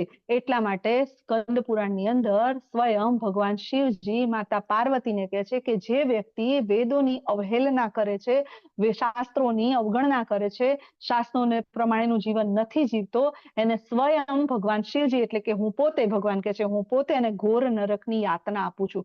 એટલા માટે હંમેશા શાસ્ત્રોના નિયમ પ્રમાણેનું જીવન જીવવું જોઈએ, શાસ્ત્રોના નિયમોને પાલન કરવું જોઈએ. શાસ્ત્રો કહે છે, ભગવાન કહે છે એ પ્રમાણે આપણે જો જીવન જીવીશું તો આપણે ભગવત ધામ અવશ્ય જઈ શકીશું. એટલે શાસ્ત્રો વાંચવાથી, ભગવદ્ ગીતા વાંચવાથી, ભગવદ્ ગીતાના જ્ઞાનને સમજવાથી આપણે આસુરી ગુણોથી મુક્ત થઈને દૈવી ગુણોને પ્રાપ્ત કરી શકીશું. અને આ સાધના, સેવા અને સાધુ સંગ જે આ વાત થઈને, આમ કરવાથી શું થશે તો ક્રમે ક્રમે આપણી ઉન્નતિ થશે. એટલા માટે બધા જ રાક્ષસોને આપણે વધ કરવાનો છે. કામ, ક્રોધ, વાસના, લોભ, મોહ આ બધાને દૂર કરવું હોય તો એના માટે આપણે શું કરવું પડશે? ભક્તિમય જીવન જીવવું પડશે, ભગવાનની સેવા કરવી પડશે, વૈષ્ણવોનો સંગ પ્રાપ્ત કરવો પડશે. અને એમ કરવાથી આપણી અંદર રહેલા અસુરોનો આપણે નાશ કરી શકીશું. એટલા માટે હંમેશા ભગવાન કહે છે સાધના એટલે કે જે ઇસ્કોનના ભક્તો સવારે કરે છે, સાધુ સંગ એટલે જે અત્યારે આપણે બેસીને કરીએ છીએ સત્સંગ એ, અને સેવા એટલે કે વૈષ્ણવોની, ગુરુની, ભગવાનની સેવા કરીને આપણે આ દુઃખાલયમાંથી ભગવાનના ધામ તરફ જઈ શકીશું. એટલે અહીંયાનું આ અધ્યાયનું સૌથી મહત્વનું ભાગ એ છે કે આપણે જાતે સેલ્ફ એનાલિસિસ કરવું પડશે કે મારી અંદર કયા દેવી ગુણો છે જેનો હું વિકાસ કરું, કયા આસુરી ગુણો છે જેને હું મારામાંથી દૂર કરું. અને એ દૂર કેમ થશે તો ભાઈ સાધના, સેવા અને સાધુ સંગ દ્વારા. વાંછા કલ્પતરુભ્યશ્ચ કૃપા સિંધુભ્યેવ ચ પતિતાનાં પાવનેભ્યો વૈષ્ણવેભ્યો નમો નમઃ. અનંત અનંત કોટી વૈષ્ણવ વૃંદ કી જય, શ્રીલ પ્રભુપાદ કી જય, શ્રીમદ ભગવદ ગીતા કી જય, અર્જુનજી મહારાજ કી જય. હરે કૃષ્ણ કૃષ્ણ કૃષ્ણ હરે હરે, હરે રામ રામ રામ હરે હરે. હરે કૃષ્ણ. હરે કૃષ્ણ માતાજી, દંડવત પ્રણામ. હરે કૃષ્ણ, દંડવત પ્રણામ. માતાજી હરે દંડ કૃષ્ણ, પ્રણામ. દંડવત પ્રણામ. તો ચલો સૌથી પહેલા